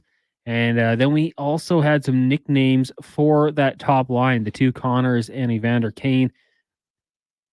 Brad says that line is the definition of a Gordie Howe hat trick. I mean, you got the finisher, you got the, I guess, is McDavid the assist man? Brown can be the finisher. Kane's the fighter. Kane can fight, but he's a pretty good finisher too. McDavid just does it all except fight. We'll have to keep those names coming in for the Connor McDavid, Connor Brown, Evander Kane line. That's going to do it for us here on the Jason Gregor Show. A reminder, the Oilers get going in about 2 hours, 20 minutes, give or take. If you want to come down to the Canadian Brew House or the Canadian Ice House downtown, you can join us there. We'll have a little watch party after the Pizza Pig Out. Also, you've seen our hats on YouTube. If you'd like to win one of those hats, check us out on social media. Sports1440 on Instagram, Twitter, and Facebook. We'll be giving away one of those. Very simple. You just got to follow a few instructions, and you could be taking that one home. That'll do it for us here on Sports 1440 for the day. At 9 o'clock, you got Fox Sports Radio. And then Kevin Carey is back tomorrow, 7 a.m. with guest host Ladislav Schmid. Before we go, though, we'll get to a Sports Center update with me, Connor Halley, brought to you by Edmonton Kubota. They're excited to be back on the air with Sports 1440. All compact BXB tractors in stock and are on sale with 0% financing for 84 months. Shop online now at edmontonkubota.com. Have a great night, everyone.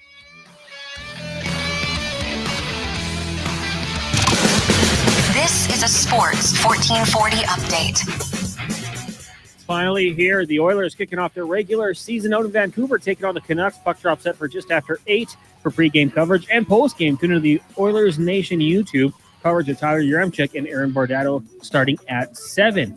Around the NHL right now, Connor Bedard has his first career goal as the Blackhawks lead the Bruins 1-0 midway through the first. After 20 minutes, Habs up on the Leafs 1-0 and Descenzi the Hurricanes also 1-0. Later tonight, Flames host the Jets and the Avalanche in Colorado. Major League Baseball, the Phillies have an 8-2 lead over the Braves. That's in the top of the 8th. And bottom of the 3rd, Twins and Astros tied at 1 apiece. Houston leads that series 2-1. Still to come tonight, the Diamondbacks look to end the Dodgers season 7 o'clock, leading 2-0.